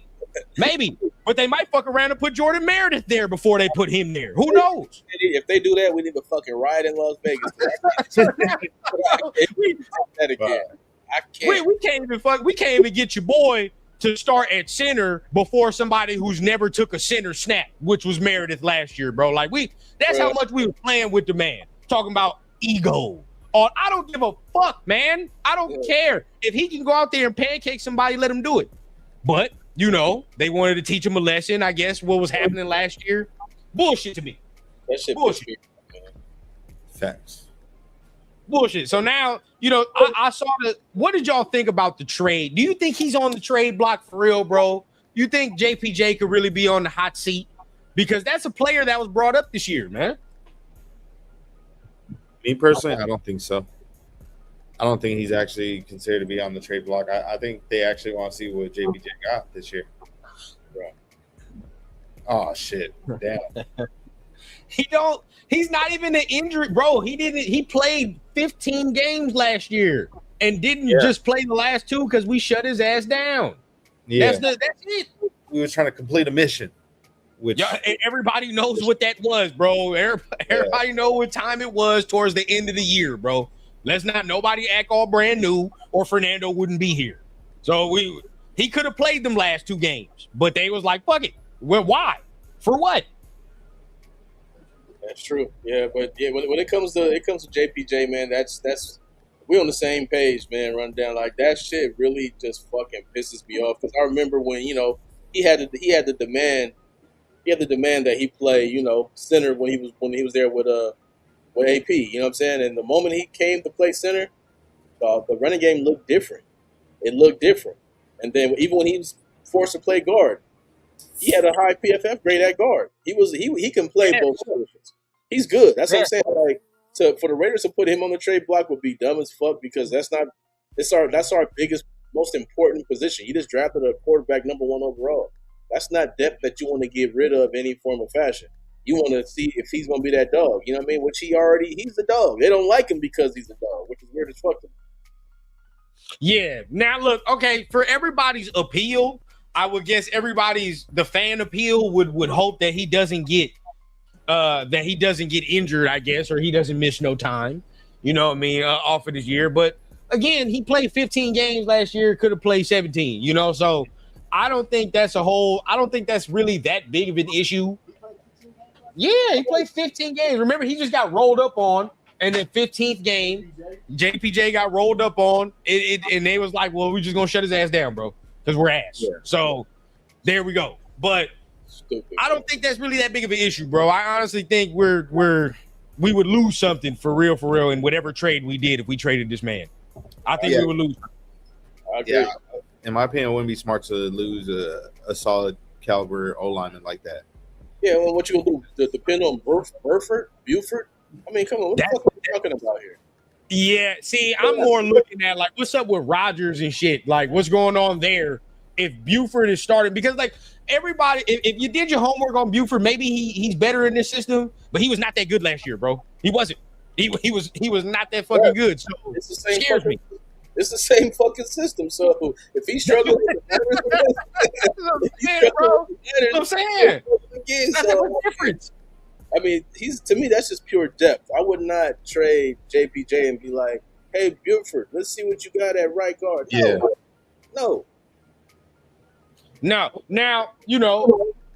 I don't know if you want to say hot seat, but we'll bring it up because I just brought him up because Mike and I feel the same way, and I'll let him elaborate. But Caleb Rodgers, right?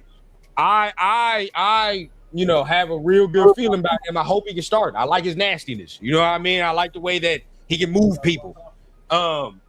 You think that Buford thing is just he's that good? You think Caleb got some more work to go? Like, what's the word there? Seeing how they feel about young players, they've been talking about it all off season. And you got to remember, this isn't Kubiak's guy. This is Spytek's guy. So he's gonna get an opportunity. But the moments he got to play last season, he looked pretty fucking solid, man. He looked pretty solid. That's why I will be starting Caleb Rogers at a guard, and I'll be starting JPJ at the other guard, Linderbaum There at you the go. center, Glaze at the right tackle, Colton at the left tackle. It's not that fucking hard. It's not rocket fucking science. And then you guys doing and everybody else there, learning, taking time, developing, and all that other shit in case, injury or anything else comes up. But yeah, to me, that's your no-brainer starting five right now. Anything else would be uncivilized. Yeah. Mike, you heard it, bro. You heard it, Mike. You heard the starting five. We damn near been saying the same thing for how long, bro? It's really not that hard. Yeah. It's not that hard. It feels like common sense, like starting five lineup to roll with. It honestly does. You know what I mean? But now, you got guys that maybe will try to slot in Zune somewhere, but I'm not there with Zune, bro. I'm not that big of a fan as other people are with Trey Zune and him starting over DJ Glaze right now and shit like that. Like, I don't see that. I don't see No, that wouldn't be smart. But you need more depth. You know what I mean? We need offensive line. That's good. You know what I mean? We just need guys to develop and be there. I'm good with that. But yeah, I'm not doing the weird shit. It's possible. It's possible. Yeah, that Glaze is on the hot seat. It's okay. Pause. Okay. I can see where people coming from with DJ Glaze being on there, but last year was just so bad, bro. Yeah, bro, I don't know a whole lot about. I know a little bit about offensive line. It's just my boy play O-line, but I could have fucking coached that O-line better than what they was coaching last season. Yeah, bro. That's just like, you know what I mean. And I know how guys look, man. I know how important it is when you're playing guard and tackle and all that. When they say, okay, on this kind of play, you know what I mean. You supposed to be pulling left or you supposed to step left, and then it's miscommunication, and then instead of what's his name stepping left or he steps right because it's confusion. That lets somebody right in. Like the smallest little details on offensive line will get the quarterback sacked and make people look bad. You know what I'm saying? Because it's a communicate. Man, who was communicate? It's the center. And who the fuck was the center? Fucking a guy who's never played center ever in his fucking life. None of that shit made any sense. Nothing makes sense, man. That shit just makes me mad, man. Yep. It was just a bevy of errors last year, bro. Like, this made no fucking sense. Now, question from Money Chuck, and I'll let Mike, you start us off, bro, and we get ready to get on out of here soon. But could Colton Miller be out in 2027 if he gets hurt again? Honestly, I think so. I think it's possible. We talked about it yesterday on BTB with my dog Trey. It's a good possibility that this is Colton Miller's last contract that he has with the Raiders. You get me? After that, he's going to be more than likely out of his prime. And if the injuries keep piling up, I feel like it is a good chance that it's definitely a good chance that he might be on the way out, whether it be via trade or he retires or whatnot. See, and that's the tough part for me, though, because they just gave him a 3-year extension, right? Fresh off the injury. Tell me where that made sense. They just gave him the big extension. To me, if he goes out and he gets hurt this year, the trade value was down anyway. He's going to get a 5th-round pick. It's a 5th-round pick, a guy who probably won't even make a team. So to me, I feel like they stuck with Coach Miller right now. I feel like they stuck with him. They should have never given him a new contract. They should have let him come in and then work, see what if he's going to stay healthy, and then if he earned that shit, you pay him. But paying him prematurely with that 3-year extension and fucking $42 million in guaranteed money, like, bro, no one's going to take that contract. He's going to take that contract. If he's hurt, you know what I'm saying? Yeah. You gonna have to damn near give him away for a nice little deal for whoever do. That's the case, bro. Like, you're gonna have to do something in return. Yeah, that's like most likely if you're gonna get a 5th-round pick, what is that? How many guys? Yeah. It's so weird. It's stupid to me. That's what I'm saying. Like, they shouldn't have did it, but they did it. To me, they got to just ride and die with it until they can cut him at the last year of his contract, where it's not going to hurt that bad on the cap.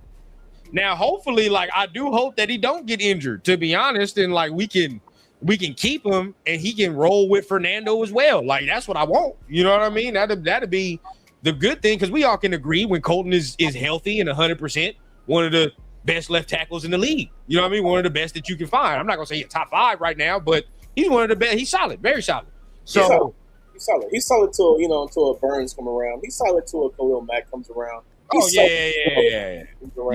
Like against regular guys, he's solid. But against the elite guys, yeah, you could say for the 1/3 of the league, he might struggle for the cream of the crop, but for the other 2/3 or whatever the case, he gonna do his thing. That's all you can ask for right now, I guess. You know what I mean? Until you can get better and maybe draft somebody else, or Grant may be that guy that you could say, all right, bro, he cream of the crop, top 5%. You feel what I'm saying? He gonna anything you do, we can do. But just depends. But for me, bro, I do honestly think they might explore something with Colton if he gets injured again, or he just has a lackluster season. They're gonna be, or if they really think that Grant can be that guy and he has a lackluster season, I think they might explore it. But I'm with you though. If they for like a 5th round, I don't want to do it. To be honest, I'm like, truthfully, if they think about it right now, if that's in the back of their mind in any form or fashion, if he has a great season this year, trade him now. If you think that Grant is good, if you think Grant's coming along, if Colton Miller has a really good season, trade him after that really good season. If you feel good about Charles Grant, you're not going to get shit for him on the other side. That's fair. I guess you have with that. Yeah. Yeah. Now, real quick, before we get out of here, we're going to get ready to get on out of here.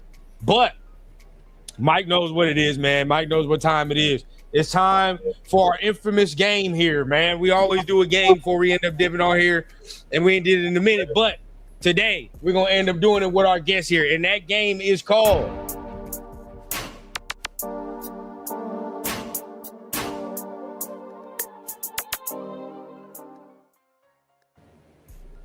Puff or Pass, man. And basically, this is what it is, bro. Because it's blunts and breakdowns, of course, because we have our things next to us.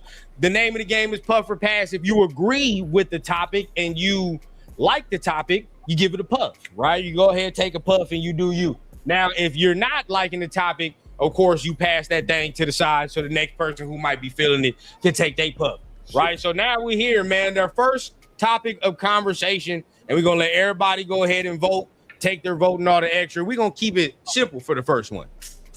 Raiders are a wild card team.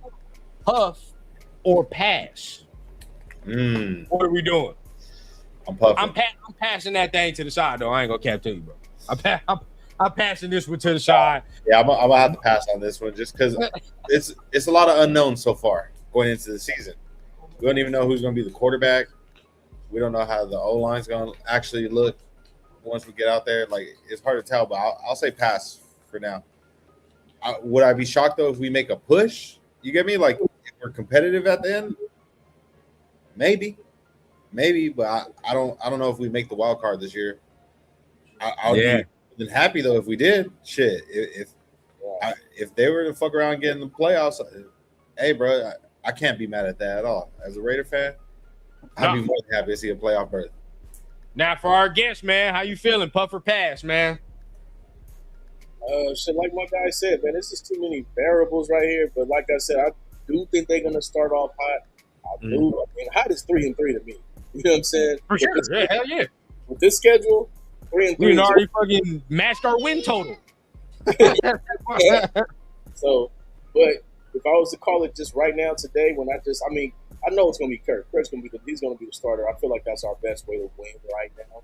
I feel like they can be that surprise team if you start Cousins, but I just can't stamp it right now. I can't stamp it yet until I see something. So I'd have to pass it right now. I'm right with y'all, man. I done passed that long time ago. I'm good off that one. You feel what I'm saying? Right. Bro, I'm good off that one. So look, hey, Hunter, nobody smoked nothing on that round because everybody passed. All right, everybody passed.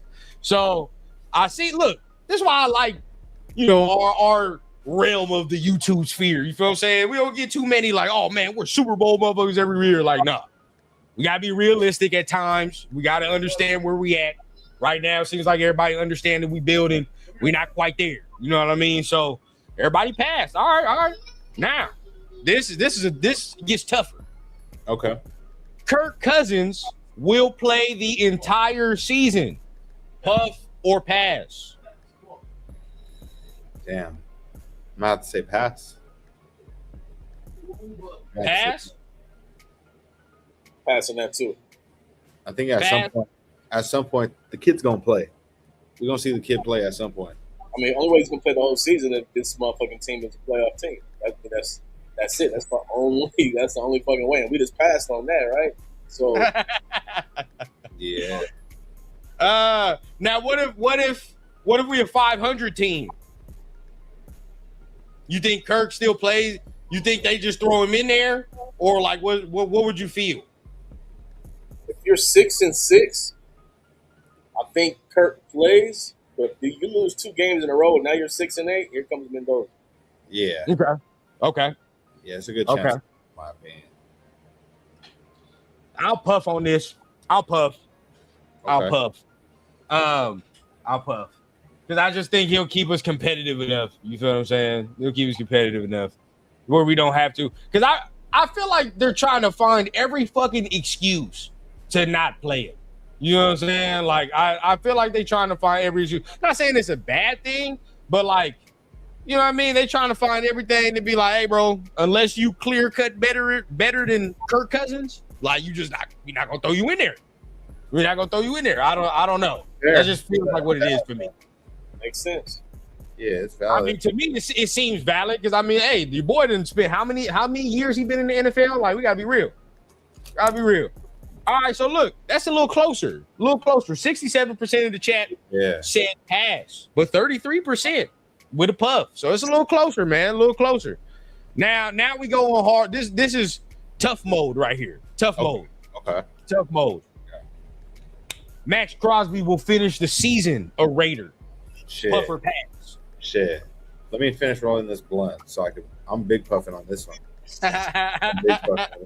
Puff or pass. Now we on tough mode, y'all. Really think about this.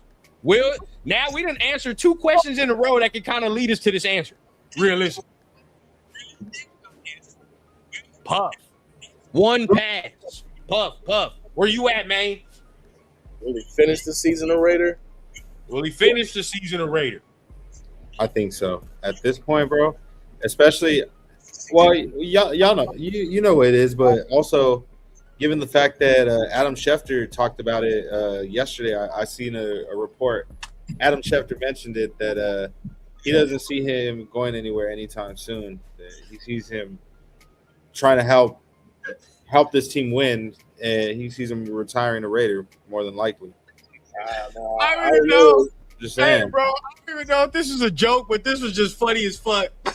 He said he hated the Raiders song, bro. I don't even know if that was joke. It was just funny as fuck, bro. Shit.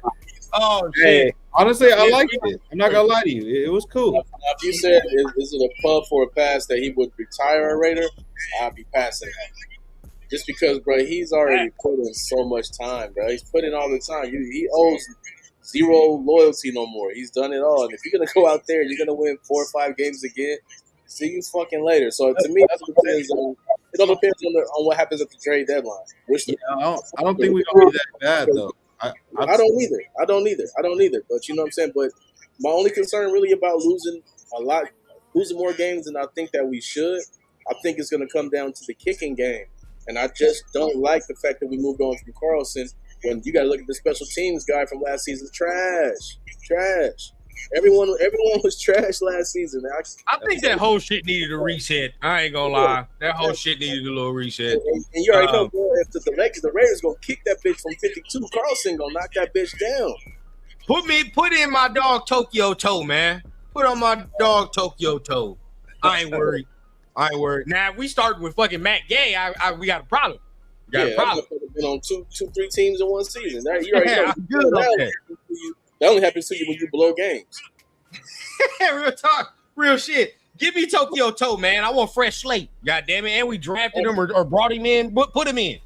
But Houston brings this up, okay? We got to let him speak because he was one of the passers. He says if we lose Max, Max is going to start acting like a word, and he's going to want to go. Look, if we are losing, I don't care about feelings involved, bro. Like, it's logically, we don't need to be holding on to this dude. Don't make no sense if we're losing. I remember last offseason, there was a lot of Raider fans saying, look, Max deserves better than this. He deserves better than this. I wouldn't be mad if he wanted out. I would understand it, this and that. Now all of a sudden, everybody mad at it because he said he wants to compete. He wants to try to win games. And now y'all are mad that he's content with what's going on here. He's happy over here. And he's trying to give it an opportunity to see if we can win games here. I mean, I think he's given it enough times. You feel me? Like, he didn't ask for a trade for no reason. You know what I'm saying? Like, it had a lot to do with people who are still in the building, like Tom Brady. You don't fuck with Tom Brady. You don't fuck with Tom Brady's guy. You feel me? Like, I know those things for a fact. So those guys are still here, and if they're fucking not winning, I mean, to me, I don't even think it's on Max. To be honest with you, I think it's on management. If you're fucking not winning and you got Max and he's already requested a trade before, it's no longer in your hands, bro. If I can get 2 first-round picks for you right now, see you in the streets. That's what I think is going to end up happening if they start off shaky. But I think they start off hot, so I think he has a good chance. That's right. If they're 500, I think he's still hanging around at the trade deadline. If they're under 500, I think he's trading. Yeah. But as I was saying, I needed to finish that blunt because I'm a big puff on this one, man. I think he's staying for this season, next season, and the foreseeable future. I think he's going to retire Raider. Telling me you thinking with your heart without saying you thinking with your heart. I think he's going to retire a Raider. Like, he's very spiritual. No, that dude is very spiritual, bro. Bro, he literally asked for a trade last season. That shit is He did. Yeah, I mean, hey, I'm a Kobe guy. Kobe asked for a trade, and look what happened. We're not going to act like that didn't happen. Yeah, true. But they didn't put it through, though. You know what I mean? They got him what he needed. Now, I don't know if we actually got Max what he needs. We got some shit. We built the team better than the Lakers built the fucking Lakers, but I don't know if that's going to be enough. I feel like that's the best, supporting cast he's had. Defensively, yeah, I agree. Yeah, defensively, I'll say this is the best supporting cast that Max has had. Except for back end is more than happy right now. A better back end when we had Gus Bradley. Yeah. Some people might not like when I be saying this, but I'm of the mindset of like the pressure is on, yes, the team and the organization to get it right, but I also have a pressure upon 98 himself that this is the best supporting cast you'd have ever had. This is the best shit you've ever surrounded by, bro. This is the best shit you've ever had in your Raider existence. Wow. He needs to do more. That's where I've been. He needs to do more. Now, some people are like, he's done all he can do. Wrong. There's a reason that he don't be in them talks that other people would be putting TJ Watt and all that in. Why? They be getting the fucking football out. I need Max to start getting the football out and start turning the ball over, bro, in crucial spots. You feel what I'm saying? Not just, we did in the first quarters. Where, hey, bro, now that you can have some rest now, right? Now we don't have to play you 100% of the snaps now. We don't have to do that.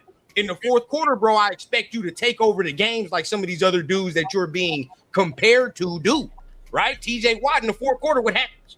He gonna get that motherfucker out. At some point, he gonna swat that shit out.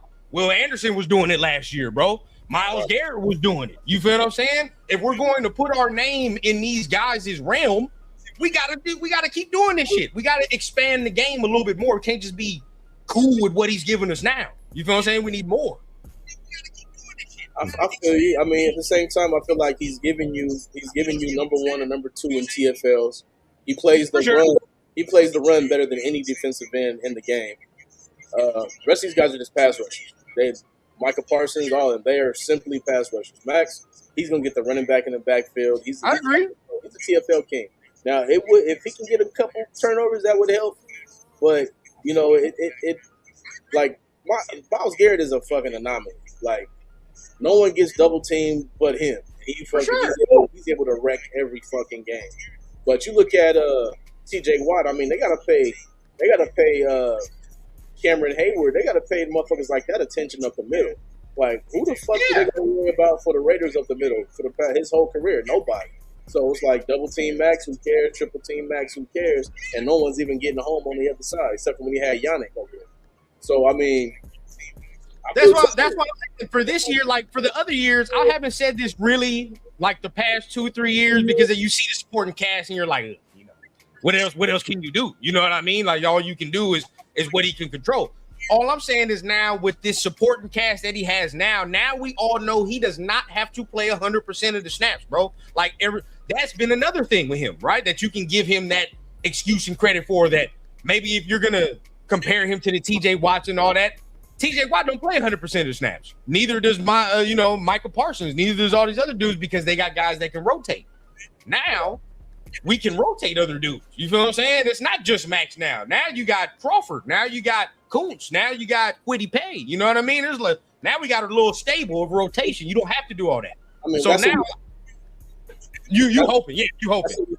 Because a lot of big things happen the moment Max walks off the field. Max walks off for a breather. It's a fucking sweep going his way for fucking 30. You know 100%. 100%. Now, all I'm saying is the shit that he did against the Patriots a couple years ago, you know what I mean? Where Drake May was in the end zone and he finished the game and pretty much that was sealed the game. I need more of that. More of that shit right there is going to put him in the DPOY talks. That's all I'm saying. More of shit like that is going to put him in that award talks where now people are going to start putting his name with those other dudes. Because that's just the difference to me. To me, that's the difference. I feel that. That's it. You know what I mean? Like, I think he can do it, but it's all about what we expect. I mean, now will he finish a Raider? Big question mark. That was the whole thing. Big run around to say. I don't think so. I think pass. I passed on that, bro. I passed. I don't think he'll finish a Raider. I think we might end up. I mean, look, 2 first rounds come our way, dog. That's tough. First, I mean, I get it. I get it. Business. But I don't know. I have to do that, bro.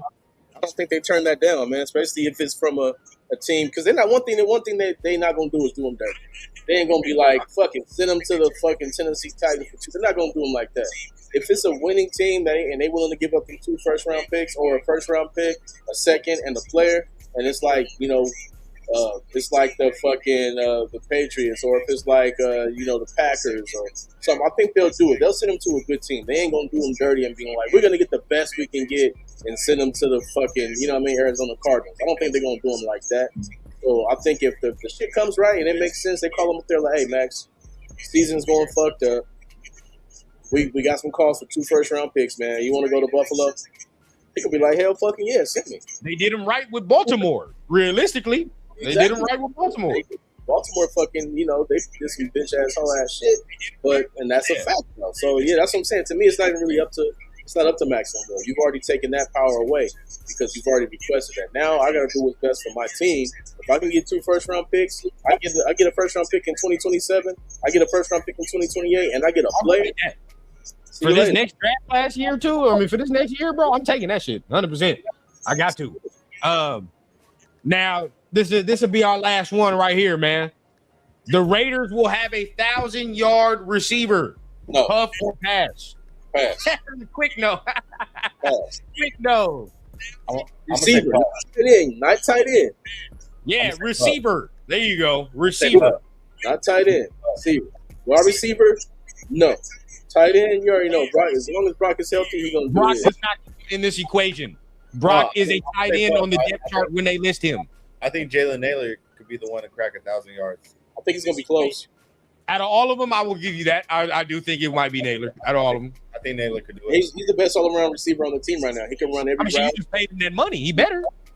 Yeah. He's he was on the 3rd option last year behind fucking Jefferson, behind Addison. But when you see him get his shit, he threw his shit.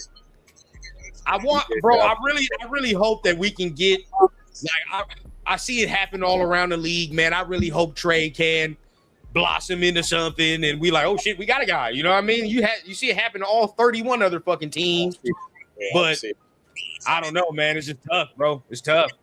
Yeah, I don't see it, bro. I don't see it. I mean, he's not like when you got a guy with that kind of speed, you got to dare to jam him at the line.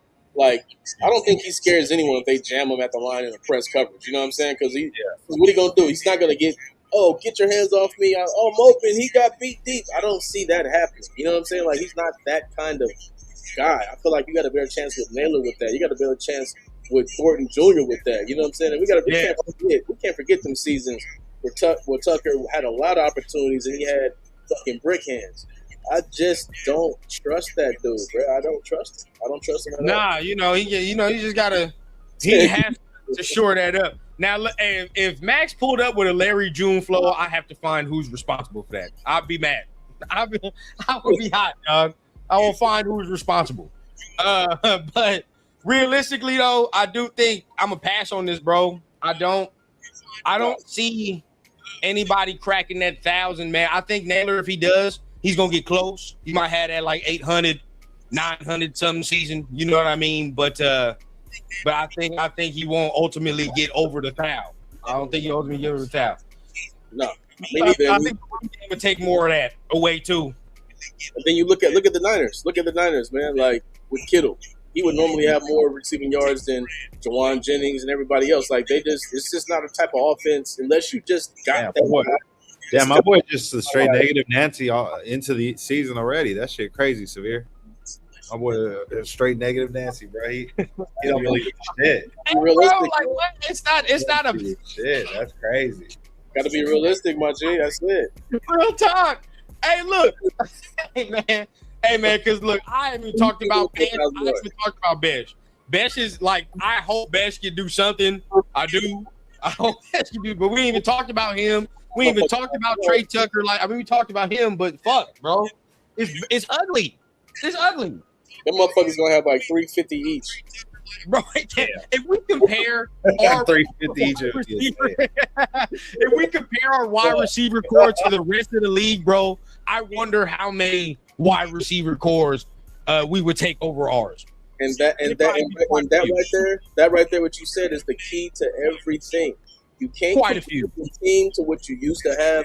You have to compare your team to the field. This is why I'm so pissed off about the fucking Lakers. Compare them to the field.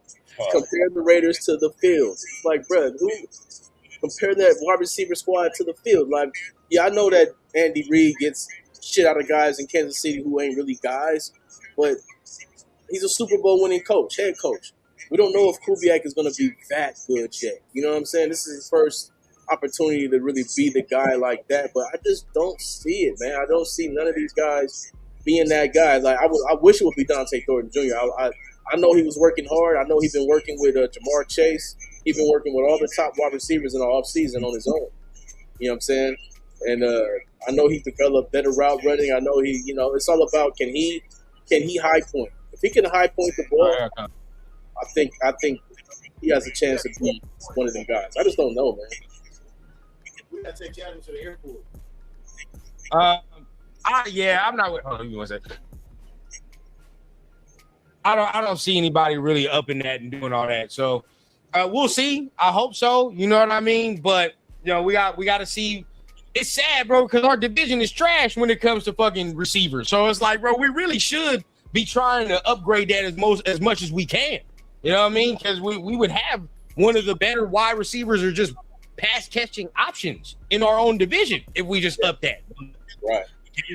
I mean, we letting the fucking Broncos with just Jalen Waddle be the best receiving core in this fucking division. That's how bad this shit is. Charger shit sucks. So the Chargers don't have nobody but fucking McConkey. Who the Chiefs have? Chiefs, one of their fucking receivers can't stay in and out of jail. So then that's fucking the next one. And then there's all. So that's why I think a Justin Jefferson type moves that needle. I'll be right back. But I'm gonna give y'all this question. I'll be right back. Will the Raiders finish last in the AFC West? This is our last question of the day, y'all. Last one of the day. Puff or pass.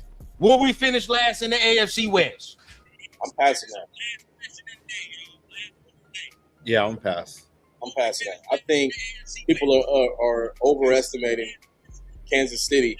They don't like them two corners they lost. Them motherfuckers is all pro and pro bowlers. They dogs, bro. They dogs. And I think Delane is going to be hard as fuck too from LSU. But who's throwing the ball? Who's catching the ball? To me, it's simple. 8 in the box. Mahomes beat me with your fucking bum knee right now. It's going to take you at least a year to get back right. What makes Mahomes so dangerous is that he fucking gets out the pocket. And him being stationary and you know what I'm saying, going through the ups and downs of getting hit, not sure how it's going to feel. And I think this is going to be a down season for Kansas City. I think the Raiders got a chance to be that third best team. Not the second best, but at least the third best team. I think the other teams has got too much established talent. But I think that, we got a chance to we should not finish last. Yeah, I agree with that, man. I feel like there's a good chance we could be competing for that like second or third spot in the division. I don't think we're gonna finish dead last this year. No, I don't think so either. I think Denver probably wins the division just because they got the best defense in the division already proven, and they got the best offensive scheme that's already proven with the head coach that's already proven. I thought that's very on Bo Nix though, man. Like, yeah, I don't like kind of injury. Yeah, I'm not a fan of Bo Nix though. I think I'm really not. I've never been a fan of Bo Nix. To me, he's fucking JJ McCarthy. That's a good question right there. Yeah, AKA Freddie said, "Who y'all got winning?" He said, "YG or Game on that versus battle." Now, to me, it depends on if you're doing a bunch of songs with a bunch of motherfuckers, or we talking about your songs. If we talking about your songs, give me the game. If we talking about you with a bunch of motherfuckers, it'll be YG. I feel like it's got to be just in general like hit records, because it could be features, whatever. Like, I feel like whoever got hit records, but like you said, if it's a bunch of people on songs like collabs and stuff. Yeah, you got. I would say YG winning that one. Yeah, YG got the biggest. He got the biggest collaboration songs. That's, you know what I mean. Shit with 2 Chainz. Shit with, he got that many songs. If we talk about just solo artists killing the shit, it's the game. Yeah. I see most of the comments is saying pass. No, a lot of people don't think we will finish last in the AFC West. I love to see it. Division, bro. No, I'm just fucking with you. I love I would love to see it, but no, I don't know. I mean, it'd be crazy to see who does finish last. I do think that. I mean, personally, I don't think Chargers defense is going to give them any favors this year. I think their defense is going to be ass. So I don't think they would be all that good. I think it's the Chiefs, bro. Chiefs too. Chiefs too. I think it's Kansas City, bro. I think they finished last because I mean, bro, if they talking that bullshit about Mahomes, he's not fucking ready, bro. That's like Michael Vick tearing his ACL and coming back game 1. So much of his game depends on what he does with his legs. He's got to be able to, excuse me, jumped over you, if you can't do that, you're not that effective. I can't see it. 8 in the box, beat me with your arm, Justin Fields. That's gonna be what everybody's gonna do. Yeah, that would be my game. Yeah, hopefully this year there can be some things that can definitely help us this year. But I'm a pass, bro. I'm a pass. I think I don't know. I personally think the Chargers gonna be ass again this year. I personally think the Chargers gonna be ass. I just want them to be ass. I really do. I really do. They'll find a way to win 8 or 9 games. They always do. They might. Even if they win 10 games, they're just gonna still fucking choke City, but they always find a way. They got talent over there. They're going to be good enough to get 8 or 9 games, maybe even 10 games, just because I think the Chiefs going to fall off that much. I really do, man. I just don't see the Chiefs. My only thing was this defense that the Chargers have. A lot of these same players were still there when Staley was there, bro. The only thing was like, as soon as they got fucking Minter, everybody was like, "Oh my god, there's such a deal." Like, bro, the players didn't change for real all that much, for real. So. If they go back to another coordinator that's not no Jesse Minter, right? What does that look like? Now all of a sudden, are y'all motherfuckers the same formidable defense and all the extra? I feel it. Oh, that was tough for me, bro. That was tough. I'll say YG, but it ain't gonna happen no more, Freddie. Don't fucking matter no more. Why you say that? Boy, YG still heamed up. It's over. He got released. That motherfucker in police custody. Oh, when? He's performing right now. He got released. Oh, I didn't know. I thought he was still in police custody. I was like, oh shit, that's not happening. Yeah, he didn't get arrested. You know what I mean? They just questioned him and all that shit. But I was saying YG. If he is going to perform a bunch of songs with a bunch of motherfuckers who not there that you got a bunch of songs with, it's going to be YG. If it's going to be just solo artists, bro. Yeah. I like. That is the thing, though. YG, if he gonna try to play a lot of his bops, a lot of his club bops and shit, he do got some shits where he got a lot of motherfucking features on there, bro. Whereas Game, on the other hand, I think he can do a lot more solo tracks. Oh yeah, banger. It's gonna be cool. It's gonna be cool. It's a weird pairing, I will say that though. I would have liked to see maybe YG and G Perico or something. I think that would have been better. I don't know. YG don't got an album. YG don't have one album fucking with the documentary. I don't know. My Crazy Life got a special album. No, that was dope. But fucking with the documentary? Nah, it's not better than documentary. Yeah, it's not better than that. Up there though. It's a classic. It's a West Coast classic. So I thought you boys heamed up. Hey, shit, I'm about to go inside and put it on the screen, boy. It's over. I'm about to watch that on the big TV. Yeah, I'm about to start it up. I guess I'll check that out. I checked it out. I watch a little bit of these versus shit sometimes.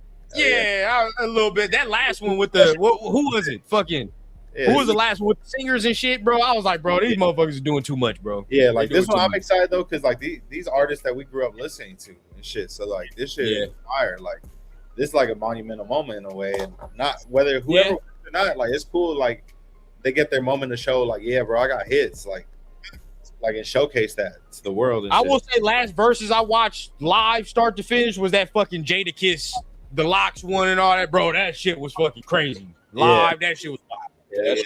That was nasty. But we're gonna see what goes down with this again, bro. We appreciate you for tapping in with us on Blunts and Breakdowns, big dog. It was a pleasure having you, Sportsmane, as always, bro. Always a good show when we link up. Shit, let them know what you got going on, bro. Anybody that maybe don't know your content, want to follow more. Yeah, man, you already know, man. Appreciate y'all bringing me on, man. You already know we out here grinding, trying to shine.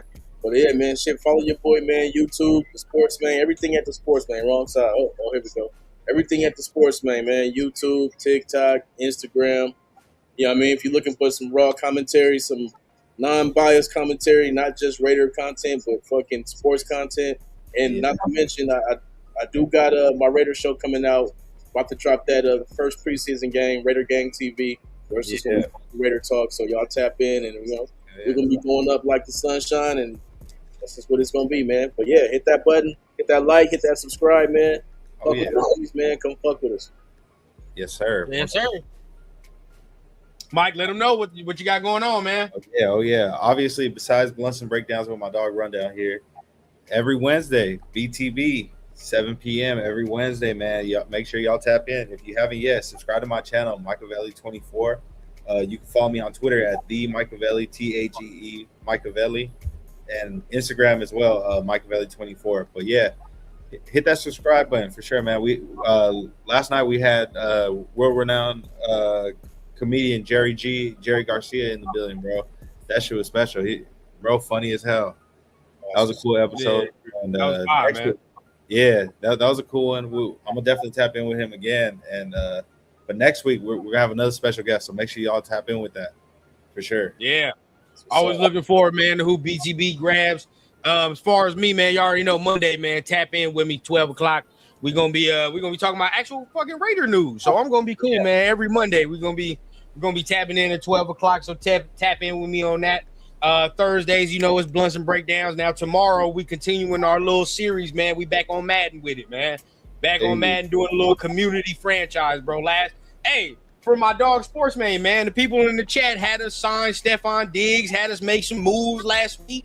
So man, we're gonna be continuing that, and then we're gonna see how that shit goes. So make sure y'all tune in tomorrow, 7 o'clock Pacific time PM, man. We're gonna go ahead and continue that Madden stream. Maybe even have somebody on there and whoop some ass tomorrow, man. Give belt to ass. Who knows?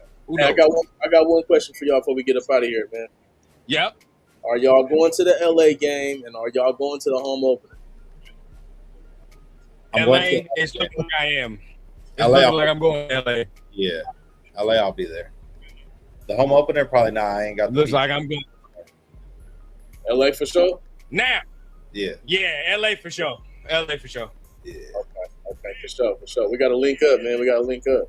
Oh, for sure. For sure. Just let me know wherever you at. Now, let's hope for everybody that's in California that this heat shit don't continue all the way till the end, bro. Because I swear to God, if I'm looking at like 99 degrees on that fucking game day, bro, I'm be mad as fuck. Be mad. If it's gonna be that hot, man, that means we're gonna have to win in the parking lot, man. So y'all motherfucking Clipper Charger fans, y'all better fucking real shit, bro. Somebody says, because y'all know, everybody that says SoFi know there is no fucking air conditioning in that stadium, bro. You gonna be sweating. Yeah, that's tough. My dog Severe, man. He said he gonna be at both. Severe gonna be at both. Tap in. I'm there at the home opener, man. I'm going up for that weekend. Sure. Last question for Sportsmane. How about them Dodgers? World Series or regular season? The Yankees not beating this. Hey, yeah, you know what? Hey, y'all got that series, man. Y'all got that series 2-1. But you know what? We shut Otani the fuck down. We shut fucking what's his name down to what's his name, man? Your clutch ass left hander, man. Oh man, I forgot his name. The fucking MVP of the World Series and shit. Freeman. We shut down Freeman, but the bad thing is y'all still found a way to win. But we out there with no Stanton. We out there with no Judge. We didn't have no we didn't have no Max Free. We just got too many injuries. By the end of the season, we're gonna be healthy, and we're gonna see y'all again. We'll see. Hey, I feel for y'all, man. Hey, look, I'm not a big baseball dude, but I feel for my Laker homies, man. Yeah, I don't know what the fuck y'all doing.